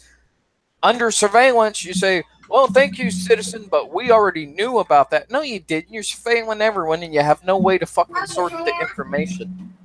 Well, no, and I'm sorry, but entrapment is not a conspiracy theory. Entrapment happens every single day. But she's talking about specifically terrorist acts, which have been stopped. Like specifically, border crossing were stopped by U.S. citizens, warning the TSA that them people were acting fishy. You know, that guy, he don't speak Spanish, and so that stopped the majority of them. And you're talking about, yeah, they're just using fallacious tactics to try and justify their existence as an organization. Shit. All right. Well, unless you got another topic, 40. We've gone 3.5 hours. You've only been here an hour. So. All good. We can shut it down. Yeah. Any final thoughts, you guys? Oh, I'm good. Subscribe to my channel. That's it. All right. Well, yeah. Subscribe to 40. Of course, he's my co-host. Colder Lich also. He's awesome. So that's the channel as well. I'm going down the line. I got something real quick. Don't subscribe to any Irishmen. It's really that hard. On the 15th is my birthday, and I'm having a Quiplash stream. I'm going to be probably very intoxicated. If you guys want to come on, I would be more than happy to have you guys on. I don't know what time I'm going to set it up yet, but probably toward the evening. So, yeah, that's what's going on. Oh, I love Quiplash, so count me in. I'm down. One quick thing. I just want to throw this out there. Vikings had their own version of rap battling called Flighting. which is a ritual poetic exchange of insults practiced mainly between the 5th and 16th century. Titties and beer. The more you know. Wait a minute. Wait, are you both in create rap? I think so. I think so. I think it was more of a case of two drunk people shouting at each other. They still hold that tradition. We've had it in Ireland for years. Yeah, no, and I think memes of destruction, I believe, has a channel as well. And of course, the voice of one. Go and then tell him Mad Dog sent you and said, "Wear your kilt, you fucking Scotsman." That's what you need to say. That'll get you in the Cool Kids Club. This has been the Redeye stream number 72. I appreciate it. My internet's been a bit wonky. I'm glad we got through it. Good night and good luck.